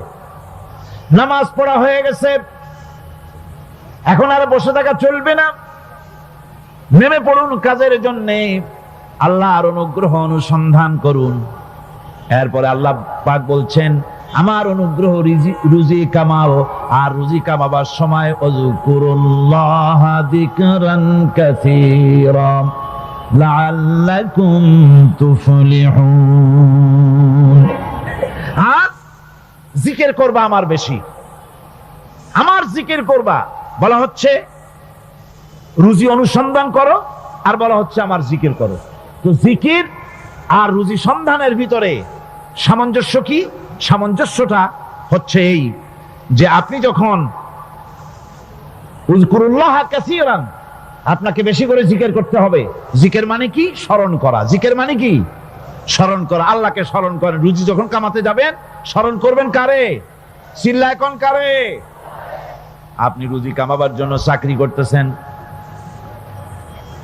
অফিসে বসে যদি আল্লাহ রাব্বুল আলামিন আপনার স্মরণে থাকে, তাহলে ঘুষ খাওয়া আপনার জন্য সম্ভব হবে না। কথা ঠিক কিনা? আল্লাহ পাক বলছেন, রুজি কামাবার জন্য তুমি যে পরিশ্রম করবে, ওই পরিশ্রমের সময় বেশি বেশি জিকির করো, আমারে স্মরণ রাখো। অফিসে বসে যখন তুমি কাজ করবে, আমি যদি স্মরণে থাকি তাহলে তুমি ঘুষ খাইতে পারবা না। তুমি জমিন চাষ করবে, জমিন চাষ করার সময় আমি যদি তোমার স্মরণে থাকি, জমিনের আইল ঠেলা তোমার পক্ষে সম্ভব হবে না। যত রকমের রুজি রোজগারের পথ আছে, আমাকে স্মরণ করো, খারাপ পথ থেকে বাঁচো, হালাল ভাবে রুজি কামাও। হালাল রুজির ভিতরে আল্লাহ রব্বুল আলামিন বরকত দিয়ে দিবেন। আর কাজ করার জন্য বলা হয়েছে, রাসূল করিম সাল্লাল্লাহু আলাইহি ওয়াসাল্লাম বলেছেন, ইজা সাল্লাইতুমুল ফাজরা ফালা তানুমু আন তালবি আরযাকিকুম। ফজরের নামাজ পড়া হয়ে গেছে, ঘুমায়ও না। আমাদের একটা আম অভ্যাস হয়ে গেছে ফজরের নামাজ পড়ে ঘুমানো। হাদিস শরীফে বলা হচ্ছে, ফজরের নামাজ পড়া হয়ে গেছে, ঘুমায়ও না। রুজি তালাশ করো, রিজিক তালাশ করো, নিজের সাহায্য করো, অন্যকে সাহায্য করো, নিজের সংসারের জন্য কাজ করো, অন্যের জন্যও করো। হালাল ভাবে রুজি কামাই করে বউকে একটা ব্লাউজ কিনে দিয়েছেন, একটা শাড়ি কিনে দিয়েছেন, বাচ্চাকে ক্লাসের বই কিনে দিয়েছেন, বাজার থেকে মাছ তরিতরকারি কিনে। অক্ষম ব্যক্তিদেরকে সহযোগিতা করবে, যারা নাকি উপার্জন করতে পারে না, ওই জাতীয় লোকদেরকে তারা সহযোগিতা করবে। ওয়াকফুলু গানিয়ুহুম ফাকিরাহুম, সেই সমাজের যারা নাকি সামর্থ্যবান তারা রোজগার করবে এবং গরিবদেরকে সহযোগিতা করবে। আল্লাহর নবী বলেছেন, সে ব্যক্তি মুমিন নয়, সে ব্যক্তি মুমিন নয়, সেই ব্যক্তি মুমিন নয়। সাহাবায়ে কিরাম হতচকিত হয়ে উঠলেন, প্রশ্ন করলেন, নবীজি কোন ব্যক্তি মুমিন নয়? আল্লাহর নবী বলেন, যেই ব্যক্তি পেট পুরে আরাম করে ঘুমায় গেল এ কথা জানার পর, যে তার প্রতিবেশী না খেয়ে শুয়ে আছে, ক্ষুধার যন্ত্রণায় কাতরাচ্ছে, এ কথা জানার পরে যেই মুসলমান ব্যক্তি আরাম করে পেট ভরে খেয়ে ঘুমায়, সে কখনো মুমিনের দাবি করতে পারে না, মুমিন হতে পারে না। কত বড় কথা! ইসলাম মানুষকে তাগিদ করেছে তার প্রতিবেশীর উপরে লক্ষ্য রাখার জন্য, তার প্রতিবেশীকে লক্ষ্য রাখার জন্য, গরিব মানুষের প্রতি লক্ষ্য রাখার জন্য। রাসূল করিম সাল্লাল্লাহু আলাইহি ওয়াসাল্লাম বলছেন, আইয়ু রাজুলিন মাতা দিয়ান বাইনা আগনিয়ায় ফাকাদ বারিয়াত মিনহুম জিম্মাতুল্লাহি ওয়া রাসূলি। আল্লাহর নবী বলেন, কোন ধনী ব্যক্তিদের মাঝে কোন গরিব প্রতিবেশী যদি না খেয়ে মারা যায়, তাহলে ওই এলাকার বিত্তশালী লোকদের সাথে আল্লাহর সমস্ত সম্পর্ক, রাসূলের সব সম্পর্ক ছিন্ন হয়ে যায়। কে বলতে পেরেছে এত বড় কথা? মানুষের অর্থনৈতিক নিরাপত্তার জন্য কত বড় কথা বলেছে ইসলাম, বলেছে বিশ্বনবী জনাবে মুহাম্মদ রাসূলুল্লাহ সাল্লাল্লাহু আলাইহি ওয়াসাল্লাম। আল্লাহ রাব্বুল আলামিন বলেন, ধনীদের হাতে যেন সম্পদগুলি পুঞ্জীভূত হয়ে না যায়, কাইলা ইয়াকুনা দুলাতাম বাইনাল আগনিয়াই মিনকুম। তোমাদের ধনীদের হাতে যেন সম্পদগুলি, সমাজের সম্পদগুলি যেন পুঞ্জীভূত না হয়, সেগুলি বরং ছড়িয়ে আস্তে করে যেন সমস্ত গরিব যেন সাধারণের কাছে যেতে পারে, সে ব্যবস্থা করতে হবে। যাকাত প্রদানের মাধ্যমে ধনীদের কাছ থেকে নিয়ে গরিবদেরকে দিয়ে দিতে হবে। আর বুখারী শরীফের সারা ফাথুল বারীতে হাফেজ ইবনে হাজার আসকালানী রাহিমাহুল্লাহ তিনি বলেছেন, যাকাত যদি ধনীরা না দেয়, যদি কেউ দিতে বাধা দেয়, ফামানিমতানা উখিযাত বিহি কাহরাম, যদি যাকাত না দেয় জবরদস্তি করে যাকাত আদায় করে নিবে গভর্নমেন্ট। যাকাত দিতেই হবে। মুনকিরিনে যাকাত, যারা যাকাত দিতে অস্বীকার করেছিল, হযরতে সিদ্দিক আকবর, হযরতে আবু বকর সিদ্দিক রাদিয়াল্লাহু তাআলা আনহু, তিনি তাদের সম্পর্কে বলেছিলেন, ওয়াল্লাহি লাউ কাতিলান্না মান ফাররাকা বাইনাস সালাতি ওয়াজ যাকাত, অবশ্যই আমি ওই সম্প্রদায়ের লোকের বিরুদ্ধে যুদ্ধ ঘোষণা করব যারা নামাজ আর যাকাতের মধ্যে পার্থক্য সূচিত করবে। যারা নামাজ তো পড়বে কিন্তু যাকাত দিবে না, সরকারের কাছে যাকাত আদায় করবে না, তাদের বিরুদ্ধে যুদ্ধ ঘোষণা করব। ইসলামী সরকার যদি প্রতিষ্ঠিত হয়, তাহলে এই যাকাত আদায় করা হবে। যাকাত কেউ নিয়ে বসে থাকতে পারবে না, যাকাত আদায় করা হবে। আমাদের দেশে নিয়ম মাফিক যদি যাকাত আদায় করা হতো, এই দেশ যদি ইসলামী গভর্নমেন্ট হতো, আল্লাহ যেন দয়া করে দেন, কন্যা আমিন। আল্লাহ পাক যদি দয়া করে দেশটারে ইসলামী রাষ্ট্র বানায় দেন, তাহলে যাকাত তো আদায় করে নেওয়া হবে, যাকাত দিতে আপনি বাধ্য, গরিব মানুষ থাকবে না। এখনো বাংলাদেশে নিয়ম মাফিক যদি যাকাত আদায় করা হয়, নিয়ম মাফিক মানে সোনার যাকাত, রূপার যাকাত, নগদ ক্যাশের যাকাত, ফসলের ওষুধ সঠিকভাবে যদি আদায় করা হয়, তো একেবারে কম করে হলেও 1000 কোটি টাকা যাকাতের টাকা কালেকশন হতে পারে। এটা কি কম কথা? 1000 কোটি টাকা, এই টাকা আদায় করা হচ্ছে না। এই টাকা আদায় না করার কারণে যে শূন্যতার সৃষ্টি হচ্ছে, এই ভ্যাকুয়ামকে পূর্ণ করার জন্য এগিয়ে এসেছে 7 সমুদ্র 13 নদীর উপর থেকে এনজিওরা। এনজিওরা এসে আমাদের দেশে, সব এনজিও খারাপ আমি তা বলি না, বহু এনজিও আছে যারা এদেশের উন্নয়নের, আর্থসামাজিক উন্নয়নের জন্য তারা প্রচেষ্টা করছে, রাস্তাঘাট, স্কুল কলেজ, চিকিৎসা ইত্যাদির দিকে কাজ করছে। যতগুলি এনজিও আমাদের দেশে আছে, তার ভিতরে 52টা এনজিও গোনা বাছা যারা ইসলামের প্রকাশ্য দুশমন, আর এর শীর্ষস্থানে আছে ব্রাক। এই এনজিও গুলি তারা আমাদের দেশে এসে সুদি কারবার শুরু করেছে, পরিপূর্ণভাবে সুদের কারবার। ব্যাংকের থেকে যদি আপনি লোন নেন, তাহলে 15 or 17% ইন্টারেস্ট দিতে হবে, আর ওদের কাছ থেকে যে সুদ, যে টাকা নেওয়া হয়, সেই টাকায় গ্রামীণ ব্যাংক থেকে শুরু করে ব্রাক বলেন, কারিতাস বলেন, অক্সফাম বলেন, অ্যাডাপ বলেন, যেগুলি আছে, এগুলি সুদ নেয় 30 থেকে 34% পর্যন্ত। গোটা জাতিকে গ্রাম পর্যায়ে তারা সুদের নিবিড় চাষ করতেছে, ঘরে ঘরে সুদ পৌঁছে দিয়েছে, মুসলমান নারীদেরকে বেহুরমতি করেছে, ইসলামের ঐতিহ্য ধ্বংস করতেছে, নারীদেরকে বিপর্দা করতেছে, আমার দেশের ফ্যামিলি স্ট্রাকচারকে এনজিওরা ধ্বংস করে দিচ্ছে।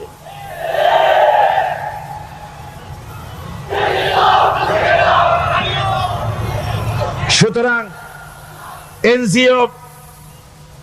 এনজিওরা এই সুযোগটা পেত না যদি যাকাত কালেকশন করা হতো, আর যাকাত দিয়ে, যাকাত যে সব জায়গায় খরচ করতে হয়, সেই খরচ করার জায়গাগুলিতে সঠিকভাবে যদি ব্যয় করা হতো, এই অবস্থা হতো না। বাংলাদেশে সম্পদের অভাব নাই। যারা বলে বাংলাদেশ গরিব, আমি তাদের সাথে একমত নই। আক্ষরিক অর্থে বাংলাদেশ গরিব নয়, বাংলাদেশে সম্পদ আছে। বাংলাদেশে যে জিনিসটার অভাব, সেটা হচ্ছে ইনসাফ ভিত্তিক বন্টনের অভাব। এখানে কেউ তো 1000 বিঘা জমির মালিক, বিঘা বুঝেন না কি কন আপনারা? কানি। কেউ তো 1000 কানির মালিক, আর কারো তো রান্নাঘর উঠাবার জায়গা নাই। কথাটা ঠিক কিনা? কেউ তো শত শত কোটি টাকা, কত কোটি টাকা যে আছে তা হিসাব করে মাসখানেক লাগবে, গুনিয়া খুলেইতে পারবে না। আর কারো তো একটা ট্যাবলেট কেনার পয়সা নাই। সুতরাং আমার দেশে যেভাবে গরিব বলা হয়, আক্ষরিক অর্থে ওইভাবে আমার দেশ গরিব নয়। আমাদের দেশে সম্পদ আছে, বহুত জমি অনাবাদি ফেলে রাখা হয়েছে।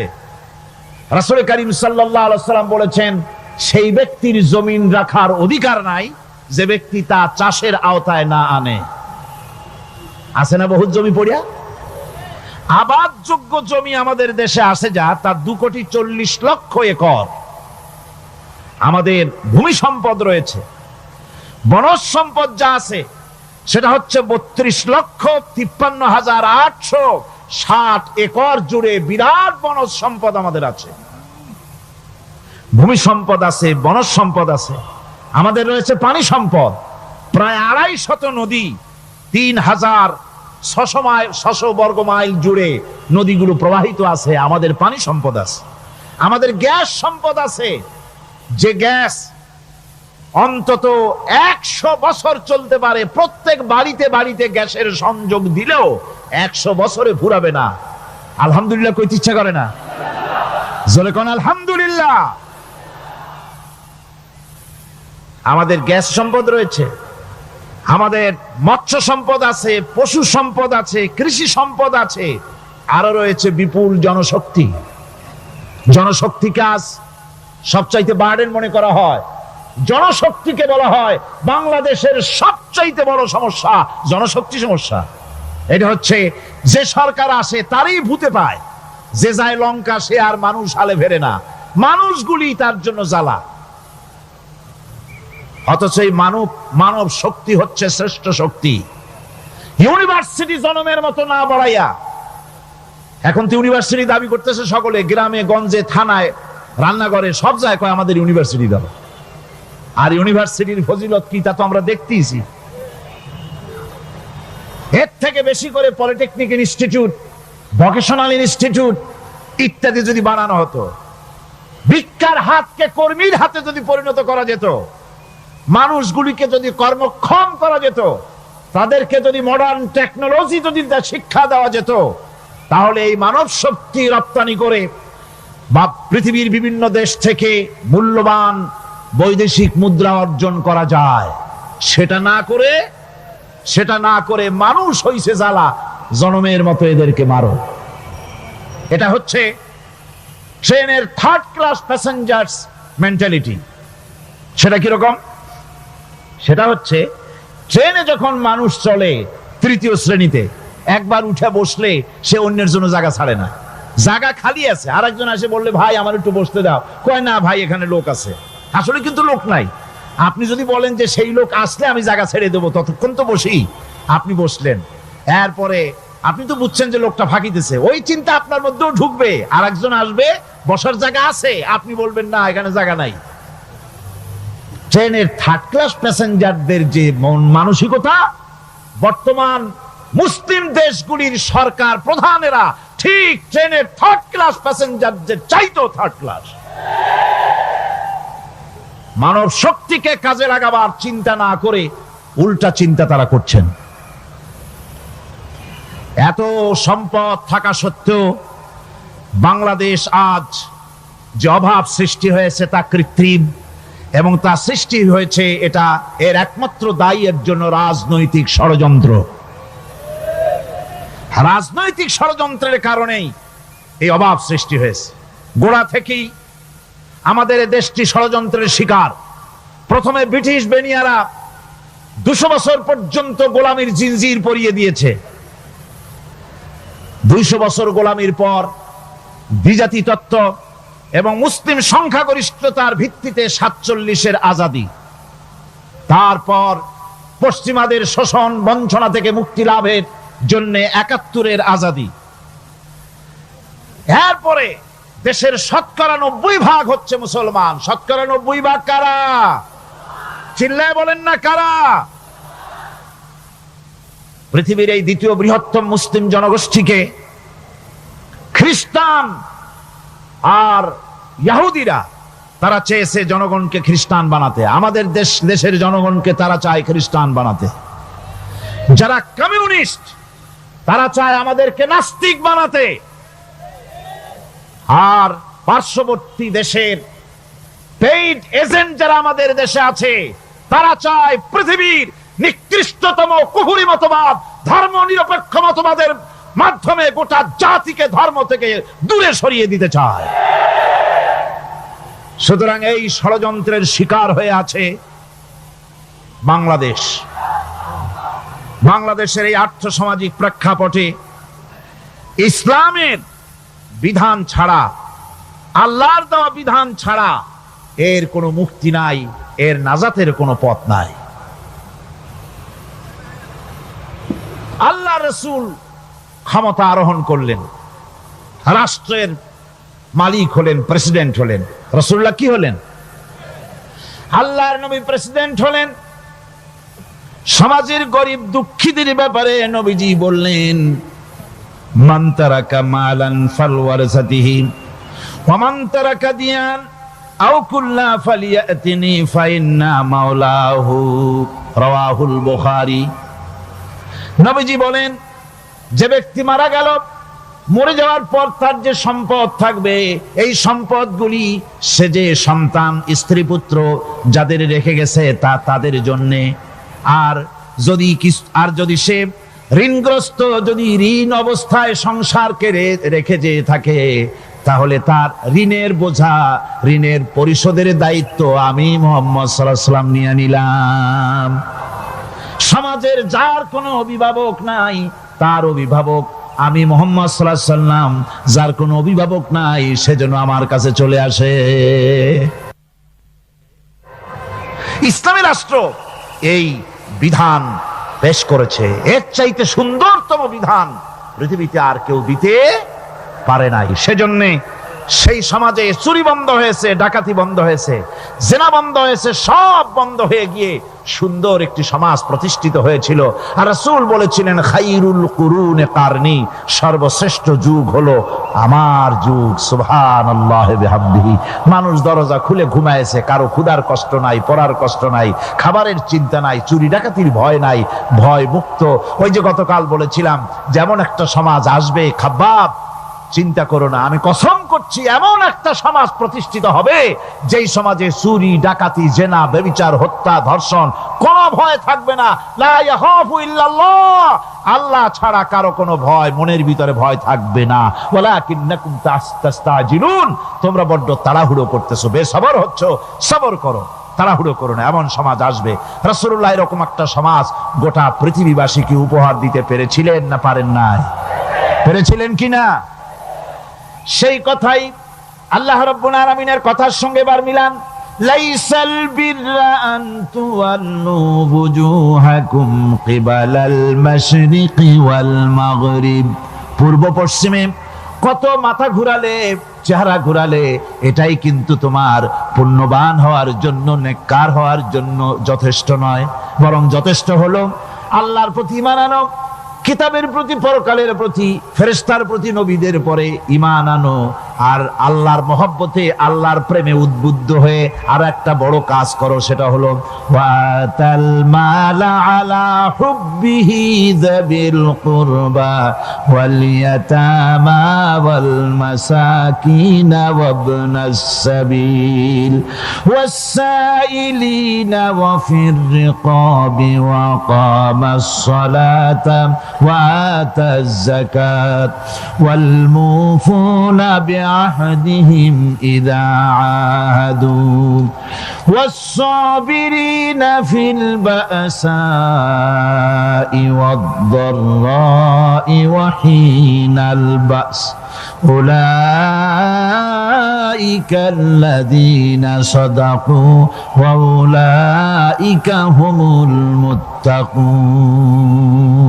আরেকটি গুরুত্বপূর্ণ কাজ করতে হবে আল্লাহ পরকালে বিশ্বাস করার সাথে সাথে, সেটা হলো এই, তোমাদের জানের মতো প্রিয় ধন এবং সম্পদকে আল্লাহর মহব্বতে খরচ করতে হবে। সেজদা দিয়া কপালে দাগ লাগাইছো, কিন্তু প্রতিবেশীকে সাহায্য করো নাই, গরিবদেরকে দাও নাই, এতিমকে দাও নাই, বোনকে ঠকাইছো, মেয়েকে ঠকিয়েছো, তোমার ওই সেজদায় কিয়ামতে কাজ দিবে না। প্রকৃতপক্ষের নেককার পুণ্যবান হওয়ার জন্য গরিব জনসাধারণকে সহযোগিতা করতে হবে। এরপরে মাঝখান থেকে যেটা বাদ দিয়েছিলাম, বলেছিলাম নামাজ এবং যাকাত। আমি যাকাতটা কালকে আগে নিয়ে এসেছিলাম, নামাজটা ছিল আগে।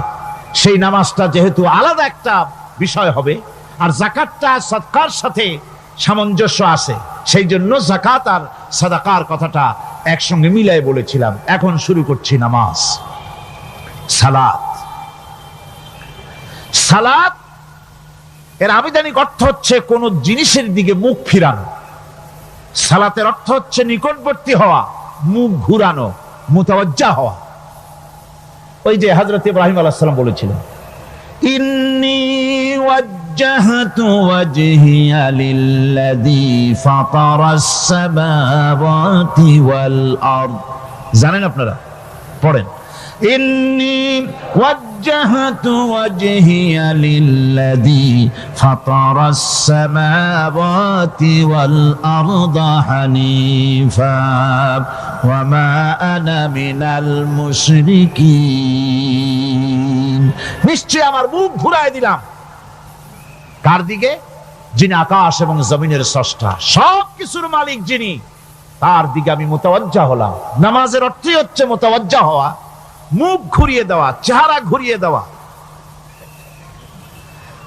আর নামাজের আরেক অর্থ হচ্ছে নিকটবর্তী থেকে আরো নিকটবর্তী হওয়া। আমরা কি নিকটবর্তী হতে চাই? না বুঝলে কবেন কি? নিকটবর্তী হইতে চাই কার? আল্লাহর। আমরা কি আল্লাহর নিকটবর্তী হতে চাই? আল্লাহ রাব্বুল আলামিন বলেন, নিকটবর্তী হতে হলে ওয়াসজুদ ওয়াকতারিব, সেজদা দাও আর সেজদার মাধ্যমে আমার নিকটবর্তী হয়ে যাও। সেজদা দিলেই আল্লাহর নিকটবর্তী হওয়া যায়। কোন সুবহানাল্লাহ। সাহাবী, আল্লাহ নবীর সাহাবী প্রশ্ন করেছেন, নবীজি, বান্দা কখন আল্লাহর নিকটবর্তী হয়ে যায়? নবীজি বলেছেন, বান্দা যখন সেজদা দেয় তখন আল্লাহর বান্দার মাঝে কোনো হিজাব থাকে না, একদম আল্লাহ পাকের নিকটবর্তী হয়ে যায় বান্দা যখন সেজদায় পড়ে যায়। সুতরাং নামাজ হচ্ছে নিকটবর্তী হওয়া, সালাত এটা হচ্ছে নিকটবর্তী হওয়া। নামাজ ফরজ হওয়ার কারণ হচ্ছে এই যে মানুষ আল্লাহর বান্দা বা গোলাম হিসেবে সৃষ্টি হয়েছে, তাই একমুখী হয়ে রবের বন্দিগি করা এটা হচ্ছে তার স্বাভাবিক একটা প্রকৃতি। আল্লাহ রাব্বুল আলামিন এই প্রকৃতির দাবি মিটাবার জন্যই নামাজের ব্যবস্থা করেছেন। মানুষের ফিতরত, মানুষের নেচার, মানুষের ফিতরত হচ্ছে এই যে কারো না কারো কাছে মাথা নত করা, হাত জোড় করা, মাথা নত করা, সার্বভৌমত্বের মালিক কাউকে মনে করা। হাত জোড় করতে হলে, মাথা নত করতে হলে, সার্বভৌমত্বের মালিক হিসেবে কাউকে গ্রহণ করতে হলে আল্লাহর বিকল্প কেউ আছে নাকি? ইসলামের মূল দাওয়াতটা হলো ফিতরত অনুযায়ী দাওয়াত দেওয়া হয়েছে। মানুষ যেন মাথা নত করে, গোলামি করে। এজন্য আল্লাহ রাব্বুল আলামিন বলেছেন যে আমি মানুষ এবং জিনকে সৃষ্টি করেছি, তার কারণটাই হলো মা খালাকতুল জিন্না ওয়াল ইনসা ইল্লা লিয়াবুদুন। মানুষ আর জিন জাতিকে সৃষ্টি করা হয়েছে ইবাদতের জন্য, গোলামির জন্য। ইবাদত আর গোলামি এটাই করতে হবে, গোলামি করতে হবে, দাসত্ব করতে হবে। আর এই দাসত্ব, আল্লাহর আনুগত্যই গোলামির দাওয়াত দিয়েছেন দুনিয়ার সব নবীরা। কোন নবী বলেন নাই যে আমার গোলামি করো। কেউ বলেছেন? বলেন জোরে, কেউ বলেছেন? আল্লাহ পাক বলেন, ওয়ালাকাদ বা'আসনা ফি কুল্লি উম্মাতির রাসূলা আনি ইবুদুল্লাহা ওয়াজতানিবুত তাগুত। প্রত্যেক জাতির জন্য আমি রাসূল প্রেরণ করেছি, তারা মানুষকে দাওয়াত দিয়েছেন এই কথা বলে যে এক আল্লাহর গোলামি করো, তিনি ছাড়া কোনো ইলাহ নাই, আইন দাতা নাই, বিধান দাতা নাই, তার গোলামি, তার সামনে মাথা নত করে দাও। আর প্রত্যেক নবীর যুগেই নামাজ রোজা শরীয়তের মধ্যে ছিল। নামাজ রোজা কম বেশি প্রত্যেক নবীর জামানায় আল্লাহ পাক এটাকে বাধ্যতামূলক করেছিলেন। নামাজ, রোজা, যাকাত সব নবীদের জন্য বাধ্যতামূলক ছিল, তার উম্মতের জন্য বাধ্যতামূলক ছিল। নামাজ হচ্ছে তাওহীদের অবশ্যম্ভাবী এক বহির্প্রকাশ। তাওহীদের জন্য তাওহীদবাদী মানুষ যারা, তাদেরকে নামাজ আদায় করতেই হবে।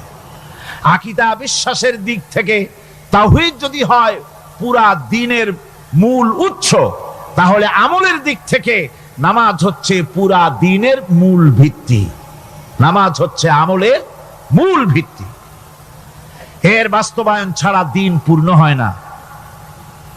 নামাজ মুমিনের কেবলমাত্র একটি উত্তম আমলই নয়, বরং নামাজ হচ্ছে ইমানের মূল ভিত্তি। যার কাছে নামাজ নাই তার কাছে কিছুই নেই।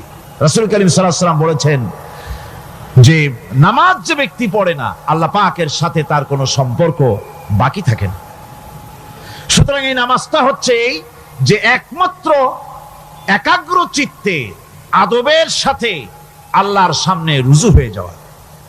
কোরআনে কারীম বলছে মুনিবিনা ইলাইহি ওয়াত্তাকুহু ওয়া আকিমুস সালাতা ওয়া লা তাকুনু মিনাল মুশরিকিন। তোমরা আল্লাহর দিকে রুজু হয়ে যাও এবং তাকে ভয় করে অন্যায় কাজ থেকে বিরত থাকো, আর নামাজ কায়েম করো, মুশরিকদের অন্তর্ভুক্ত হয়ে যেও না। নামাজ কায়েম করা, নামাজের আদেশ কোরআনে কারীমের মধ্যে আল্লাহ পাক বহু জায়গায় করেছেন। ঈমানের পর নামাজই হচ্ছে সবচেয়ে বড় জরুরি। একজন মানুষ ঈমান আনলো, যেমন কালকে একজন ঈমান এনেছে, ঈমান আনার সাথে সাথে তার প্রথম কাজ কি বলুন? বলেন প্রথম কাজ কি? ফজরের নামাজের আগে একজন ইসলাম কবুল করলেন, তার প্রথম দায়িত্ব নামাজকে আদায় করে দেওয়া, ফজরের নামাজ পড়া। জোহরের আগেই কেউ ঈমান আনলো, তার প্রথম দায়িত্ব জোহরের নামাজ আদায় করা। আসরের নামাজের আগে ঈমান এনেছে, তার প্রথম দায়িত্ব হলো আসরের নামাজ আদায় করা। তার মানে হলো ঈমান আনার পর একজন ঈমানদারের প্রথম দায়িত্ব হচ্ছে নামাজ। গুরুত্বপূর্ণ বিষয়, খুব ভালো করে শুনতে হবে, ইয়াদ রাখতে হবে প্রত্যেকটি মুসলমানের। এই নামাজ কি জিনিস, কেমনে আদায় করতে হবে, আদায় না করলে কি হবে, গুরুত্বপূর্ণ এই কথাগুলি প্রত্যেকের স্মরণ রাখতে হবে। হযরত মূসা আলাইহিস সালামকে আল্লাহ রাব্বুল আলামিন ওহী প্রদান করলেন। যেদিন ওহী দিলেন, ওহী দিয়ে সেই মুহূর্তে আল্লাহ পাক তাকে শোনালেন, ইন্নানি আনাল্লাহ লা ইলাহা ইল্লা আনা ফা'বুদনি ওয়া আকিমিস সালাতা লিযিকরি। নিশ্চয়ই আমি আল্লাহ, আমি ছাড়া কোনো ইলাহ নাই, আমার গোলামি করো, আমার দাসত্ব করো, আর আমার শরণার্থে নামাজ কায়েম করো। নামাজ নামাজ নামাজ কায়েম করতে হবে, এটাই হচ্ছে ইমানের সবচেয়ে বড় দাবি। অন্যত্র আল্লাহ পাক বলছেন, কুল ইন্না হুদাল্লাহি হুয়াল হুদা ওয়া উমিরনা লিনুসলিমা লিরাব্বিল আলামিন। হে নবী বলুন, প্রকৃতপক্ষে আল্লাহর হেদায়েত হচ্ছে সঠিক হেদায়েত। সত্যিকারের হেদায়েত কার হেদায়েত? আল্লাহ পাকের হেদায়েত। এবং তার পক্ষ থেকে নির্দেশ করা হয়েছে যে সারা জাহানের মালিকের সামনে মাথা নত করে দাও। মাথা নত করবেন কার কাছে? আল্লাহ পাকের কাছে। ওয়া আনাকিমুস সালাতা ওয়াত্তাকুহু ওয়া হুয়াল্লাযী ইলাইহি তুহশারুন। আর নামাজ প্রতিষ্ঠা করো, আল্লাহ রাব্বুল আলামিনের ভয়তে সমস্ত অপরাধমূলক কাজ থেকে, অসামাজিক কার্যকলাপ থেকে বিরত থাকেও। আর একদিন মনে রেখো, তোমাদের সকলকেই আল্লাহ রাব্বুল আলামিনের দরবারে উপস্থিত হতে হবে। নামাজ ঈমান থাকা না থাকার প্রমাণ। ঈমান আছে কি ঈমান নাই এর প্রমাণ কি? নামাজ। আল্লাহ পাক বলছেন, ফালা সাদ্দাকা ওয়ালা সাল্লা ওয়ালাকিন কাযযাবা ওয়া তাওয়াল্লা। কিন্তু না সে সত্য মেনে নিল, আর না সে সালাত আদায় করলো, বরং সত্যকে মিথ্যা মনে করে ফিরে গেল। নামাজটাই হচ্ছে একজন মানুষের, সে মুমিন না কাফের তা প্রমাণ করার জন্য, এটাই হচ্ছে মূল কথা। কিয়ামতের দিন মানুষ যে জাহান্নামে যাবে, জাহান্নামের জন্য, জাহান্নামে যে সব কারণে যাবে তার মধ্যে বড় কারণ কালকে বলেছিলাম, দেখি মনে আছে নাকি? বড় কারণ কয়টা? কয়টা? আলহামদুলিল্লাহ মনে আছে। আল্লাহ রাব্বুল আলামিন বলেন, ইয়াতাসাআলুনা আনিল মুজরিমিন। কিয়ামতের দিন অপরাধীদেরকে জিজ্ঞেস করা হবে, মা সালাকাকুম ফি সাকার, জাহান্নামে কেন আসছো? জবাবে তারা বলবে, قالوا لم نك من المصلين ولم نك نطعم المسكين নামাজ পড়ি নাই আর এতিম মিসকিনদের খেতে দেই নাই, এই কারণেই জাহান্নামে এসেছি। কল নাউযুবিল্লাহ। নামাজ যারা পড়বে না জাহান্নামে যেতে হবে। কোথায় যেতে হবে? কেউ কেউ মনে করতে পারবেন নামাজের ওয়াজ তো বহু শুনছি, এর চাইতে গুরুত্বপূর্ণ জিনিস আর নাই। নামাজের চাইতে গুরুত্বপূর্ণ ইবাদত আল্লাহর সৃষ্টি করেন নাই। মুসলমানের জন্য সর্বশ্রেষ্ঠ ইবাদত কি ছিল? এখন জোরে বলেন কি? এই নামাজ। আকসার মানুষের নামাজ হয় না। যারা আমরা নামাজ পড়ি, বহু লোকের নামাজ পড়ে ঠিক, কিন্তু নামাজ আদায় হয় না। আমি সে কথা বলবো সামনের দিকে, প্রাণ খুলে শুনবেন, কাজে লাগবে ইনশাআল্লাহ। কোন ইনশাআল্লাহ? আকীদাগত দিক থেকে ঈমান হলো তাওহীদের স্বীকৃতি, আর আমলের দিক থেকে নামাজ হচ্ছে তাওহীদের বহিঃপ্রকাশ। আপনি মুসলমান তা প্রমাণ হবে নামাজ দিয়ে। নামাজহীন ঈমানের দাবি মূল্যহীন। যার নামাজ নাই তার ঈমানের দাবি করার কোনো মূল্যই নেই। অনেক এরকম কথা বলে, হুজুর আমি মানুষটা নিতান্ত খারাপ না, যাই মনে করেন, গ্রামে রাস্তা বানাইছি, ব্রিজ করে দিয়েছি, কালভার্ট করেছি, এতিম মিসকিনদের তাও মাঝে মধ্যে খাবার দেই। নামাজ হচ্ছে ইসলামের গণ্ডির মধ্যে প্রবেশের প্রমাণ। কোরআনে কারীম বলছে ফাইন তাবু ওয়া আকামুস সালাতা ওয়া আতাউজ যাকাতা ফাইখওয়ানুকুম ফিদ্দীন। সূরা তওবা এসেছে, তারা যদি তওবা করে আর নামাজ কায়েম করে, যাকাত যদি আদায় করে, তাহলে এখন তোমাদের সে দ্বীনি ভাই। এখন ভাই হয়ে গেল। একটু আগে ছিল কাফের মুশরিক, এখন তোমার দ্বীনি ভাই। দ্বীনের গণ্ডির মধ্যে প্রবেশ করা কলেমা পড়ার সাথে সাথেই নামাজ।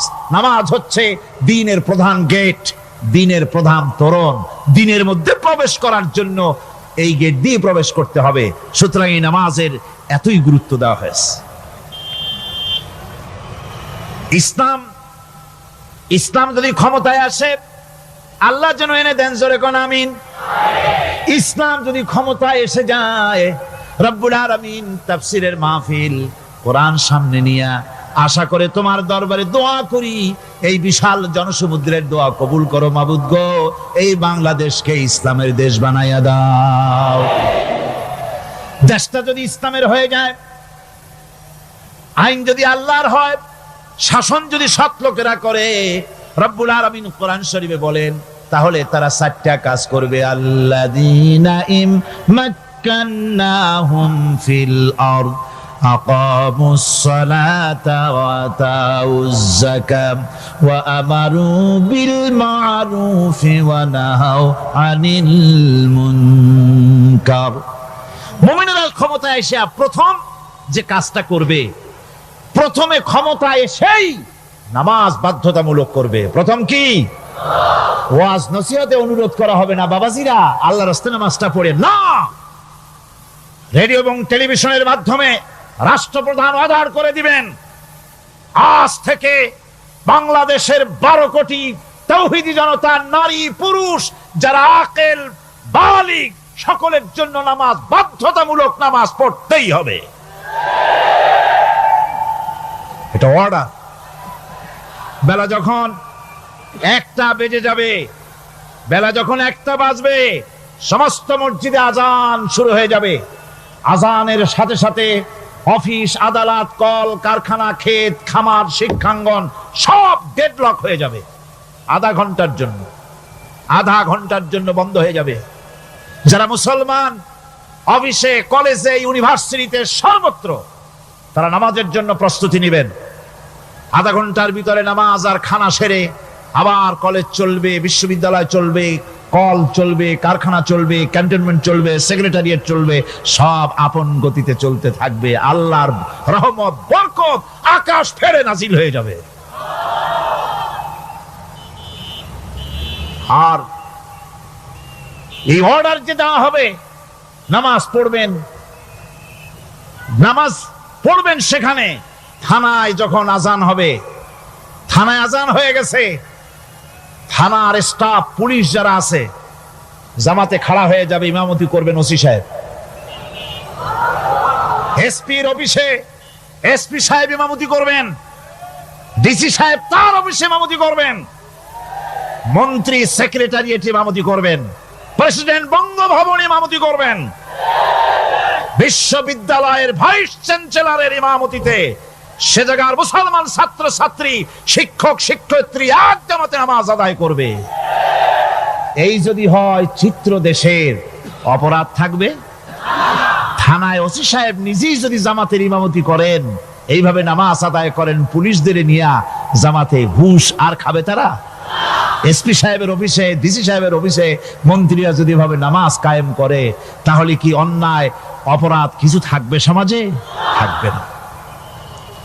সুতরাং নামাজ বাধ্যতামূলক করে দেওয়া হবে। নামাজ বাধ্যতামূলক, সকলকে নামাজ পড়তে হবে। নামমাত্র মুসলিম জাতির রাষ্ট্র ক্ষমতা গ্রহণ করাই হলো ইসলামী শাসন ব্যবস্থা নয়।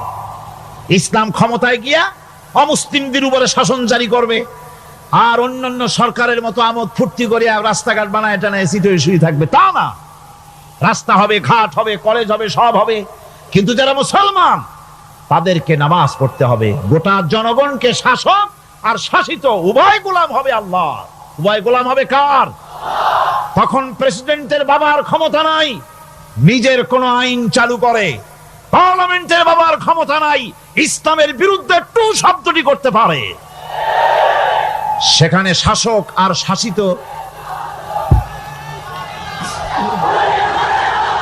শাসক আর শাসিত হয়ে যাবে একজন এক হুকুমদাতার গোলাম। সেই হুকুমদাতাকে ইনিল হুকুমু ইল্লা লিল্লাহ আলা লাহুল খালকু ওয়াল আমর। প্রেসিডেন্ট থেকে শুরু করে শাসক আর শাসিত সব আইন মানবে ওই আল্লাহ রাব্বুল আলামিনের, যিনি এই তামাম জাহান সৃষ্টি করেছেন। সৃষ্টি যার আইন চলবে সেই আল্লাহ রাব্বুল আলামিনের, এবং তার আইনের সার্বিক অনুসরণ করে চলতে হবে সকলকে। এক কথায় ইসলামী সরকারের সমস্ত ক্ষমতা ব্যয় হবে নামাজ কায়েম করা আর যাকাত আদায় করার ব্যাপারে। নামাজ যদি কায়েম হয়ে যায়, যাকাত যদি আদায় করা হয়, দুঃখ, দারিদ্র, কষ্ট কিছুই থাকবে না, বেকার সমস্যা থাকবে না। সমস্ত বেকারদেরকে চাকরি না পাওয়া পর্যন্ত বেকার ভাতা দেওয়া হবে। বুড়ো মানুষেরা যখন বুড়ো হয়ে যায়, ছেলের কাছে আদর নাই, বউর কাছে কদর নাই, আর ছেলে বউ বদদোয়া করতে থাকে, বুড়ারা মরে না কেন? আছে না আমাদের সমাজ? ইসলামী সরকার এলে পরে এই বৃদ্ধ মানুষদের ব্যবস্থা করা হবে। তাদের প্রতি এই ধরনের অসদাচরণ কেউ করতে সাহস পাবে না। সুতরাং নামাজ প্রতিষ্ঠা এবং যাকাত আদায় হলেই সমাজের অন্যায় অবিচার যা আছে তার 12 আনাই বিলুপ্ত হয়ে যাবে। কোন আলহামদুলিল্লাহ। তখন চাকরিতে প্রমোশন হবে নামাজের ভিত্তিতে। এখন প্রমোশন হয় কে কত ঘুষ খাইতে পারে, কে কত সরকারের দালালি করে বিবেকের বিরুদ্ধে বিরোধী দলকে বেশি করে পেটাতে পারে, এর উপরে ভিত্তি করে প্রমোশন হয়। ইসলামী সরকার যখন আসবে, ইসলামী সরকার যখন প্রতিষ্ঠিত হয়ে যাবে, তখন চাকরির প্রমোশন নির্ভর করবে তার সুন্দর চরিত্র আর নামাজের পাবন্দির উপরে ভিত্তি করে। সমাজে দুঃখ দুর্দশা থাকবে? যেরকম থাকবে, থাকবে। আমার ভাইয়েরা, নামাজ হচ্ছে আল্লাহ রাব্বুল আলামিনের সাহায্য লাভের একমাত্র মাধ্যম। আল্লাহর কাছে যদি সাহায্য পেতে চাই তাহলে নামাজ লাগবে। লাগবে কি কোন? وَلَقَدْ أَخَذَ اللَّهُ مِيثَاقَ بَنِي إِسْرَائِيلَ وَبَعَثْنَا مِنْهُمُ 12 نَقِيًّا وَقَالَ اللَّهُ إِنِّي مَعَكُمْ লাইন আকামতুমুস সালাম।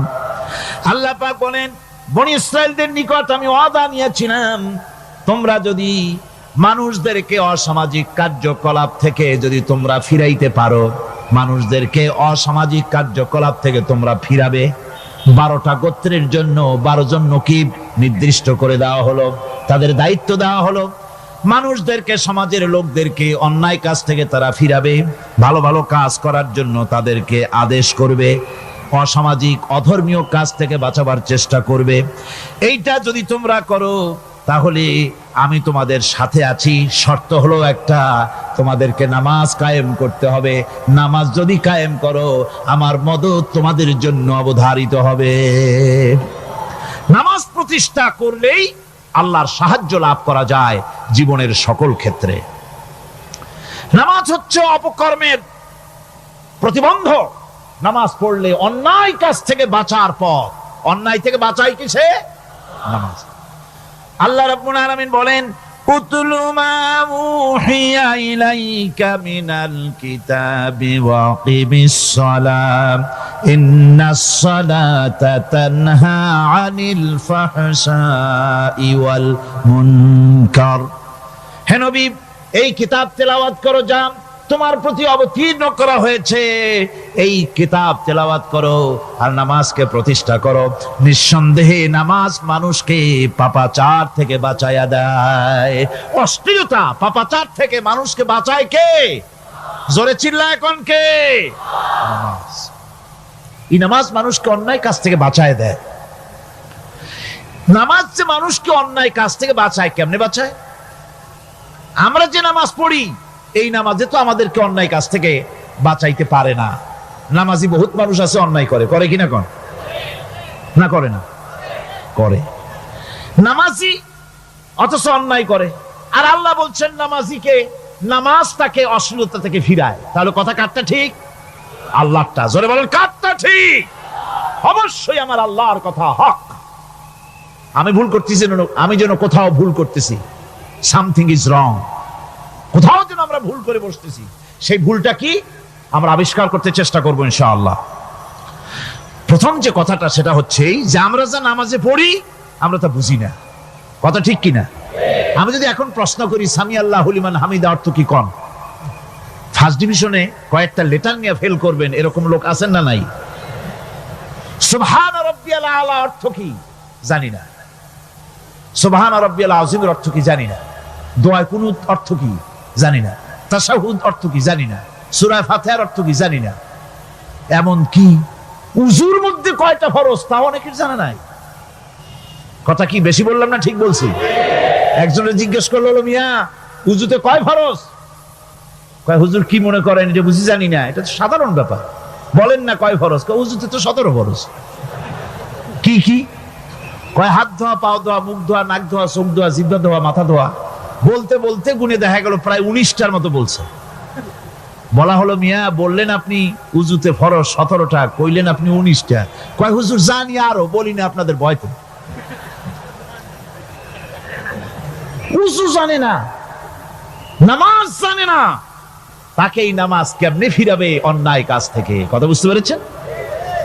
নামাজে কি পড়ি? নামাজে দাঁড়ায় গেলাম, আল্লাহু আকবার অর্থ কি? চিল্লায় কন্না আল্লাহু আকবার। এরকম না, মুসলমানের মতো গলা ছেড়ে দিয়ে চিৎকার দিয়ে বলেন আল্লাহু আকবার। এই আল্লাহু আকবার, আল্লাহ সর্বশ্রেষ্ঠ, তার চাইতে বড় আর কেউ নাই। এই কথা দিনরাত 24 ঘন্টার ভিতরে শত শতবার বলি, একবার দুইবার না, শত শতবার বলি আল্লাহ সর্বশ্রেষ্ঠ। এই কথা বলার পরেও মনের মধ্যে অন্য কেউ বড় হয়, আল্লাহর বড়ত্ব যেভাবে মুখ দিয়া বলি ওইভাবে কার্যত পালন করি না। নামাজে আল্লাহু আকবার বললাম, এরপরে সানা পড়লাম, তারপরে সূরা ফাতিহা পড়লাম। সূরা ফাতিহার ভিতরে যে সমস্ত কথাগুলি বললাম সেই কথাগুলি বুঝি না, কি বলেছি তাও জানি না। এরপরে সুবহান রাব্বিয়াল আলা বলেছি, সুবহান রাব্বিয়াল আযীম বলেছি, সামি আল্লাহু লিমান হামিদা বলেছি, অর্থ কি জানি না।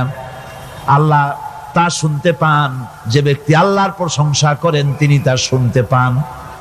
নামাজের মধ্যে আইডিয়া দেওয়া হচ্ছে, তুমি যে আল্লাহর জন্য নামাজ পড়তেছো, প্রশংসা করতেছো, এটা এমন নয় যে আল্লাহ পাক দেখছেন না বা শুনতেছেন না। তুমি যা বলতেছো, প্রশংসা করতেছো, আল্লাহ পাক তা শুনতে পাচ্ছেন। সামি আল্লাহু লিমান হামিদা।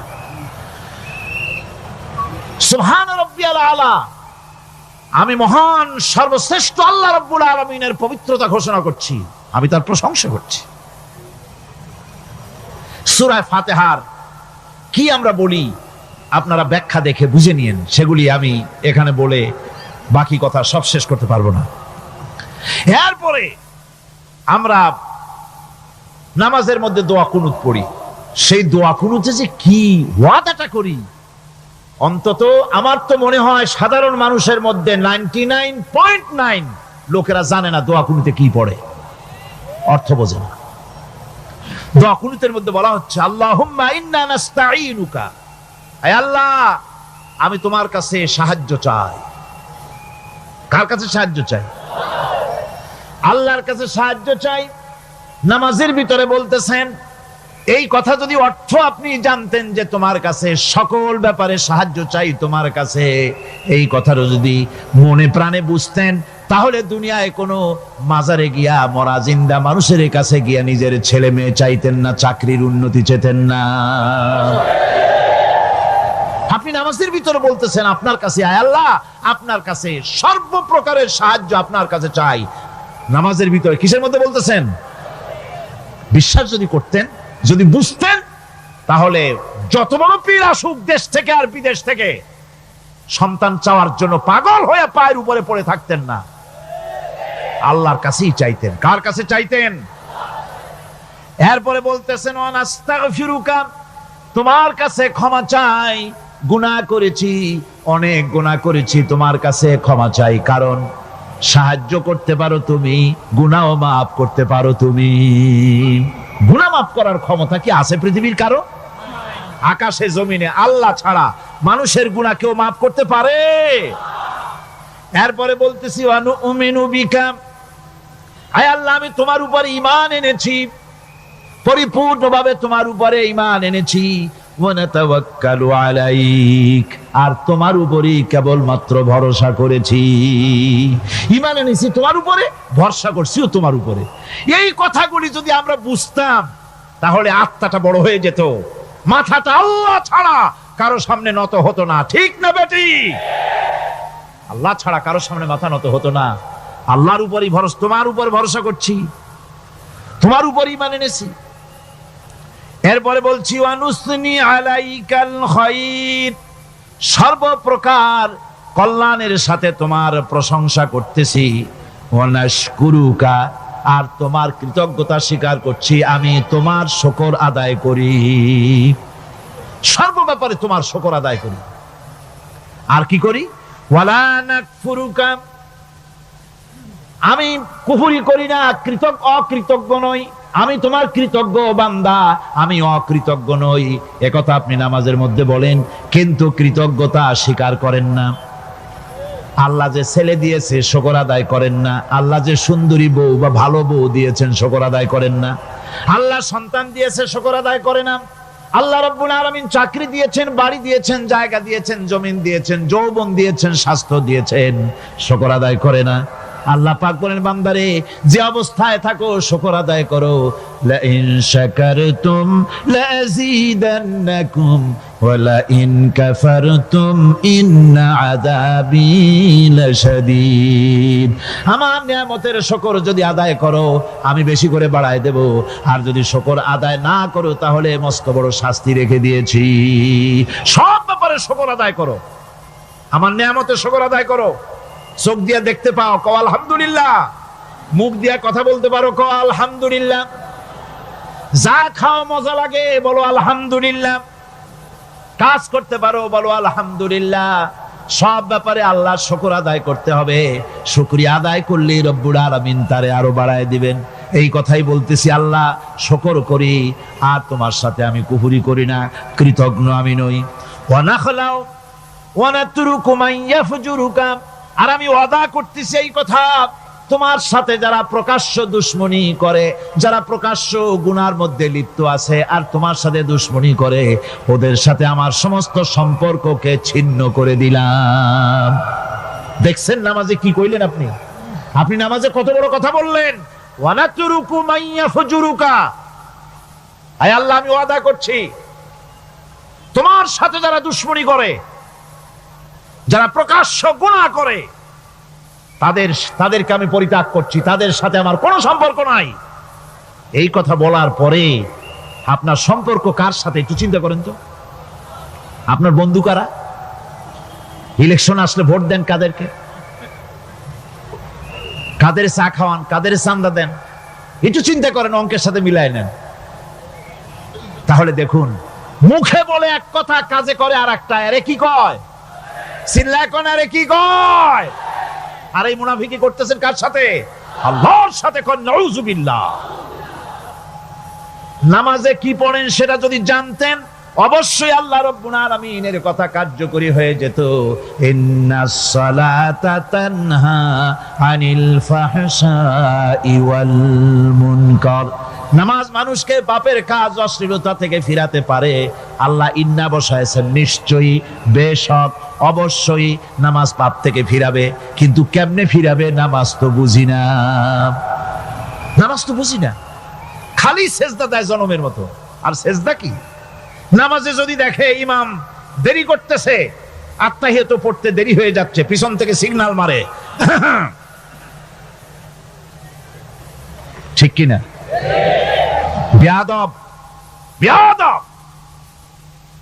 তোমার নামাজ, তোমার আত্তাহিয়াত আগে শেষ হয়েছে, তাতে কি হয়েছে? চুপ করে বসে থাকো। ইমামকে কাশি দিয়া সতর্ক করার অধিকার তোমার নাই। যদি ইমামকে সতর্ক করার জন্য কাশি দিয়ে থাকো, তোমার নামাজ ফাসেদ হয়ে যাবে। এটা ফাজলামি করার জায়গা না, এটা নামাজ। এর নাম কি?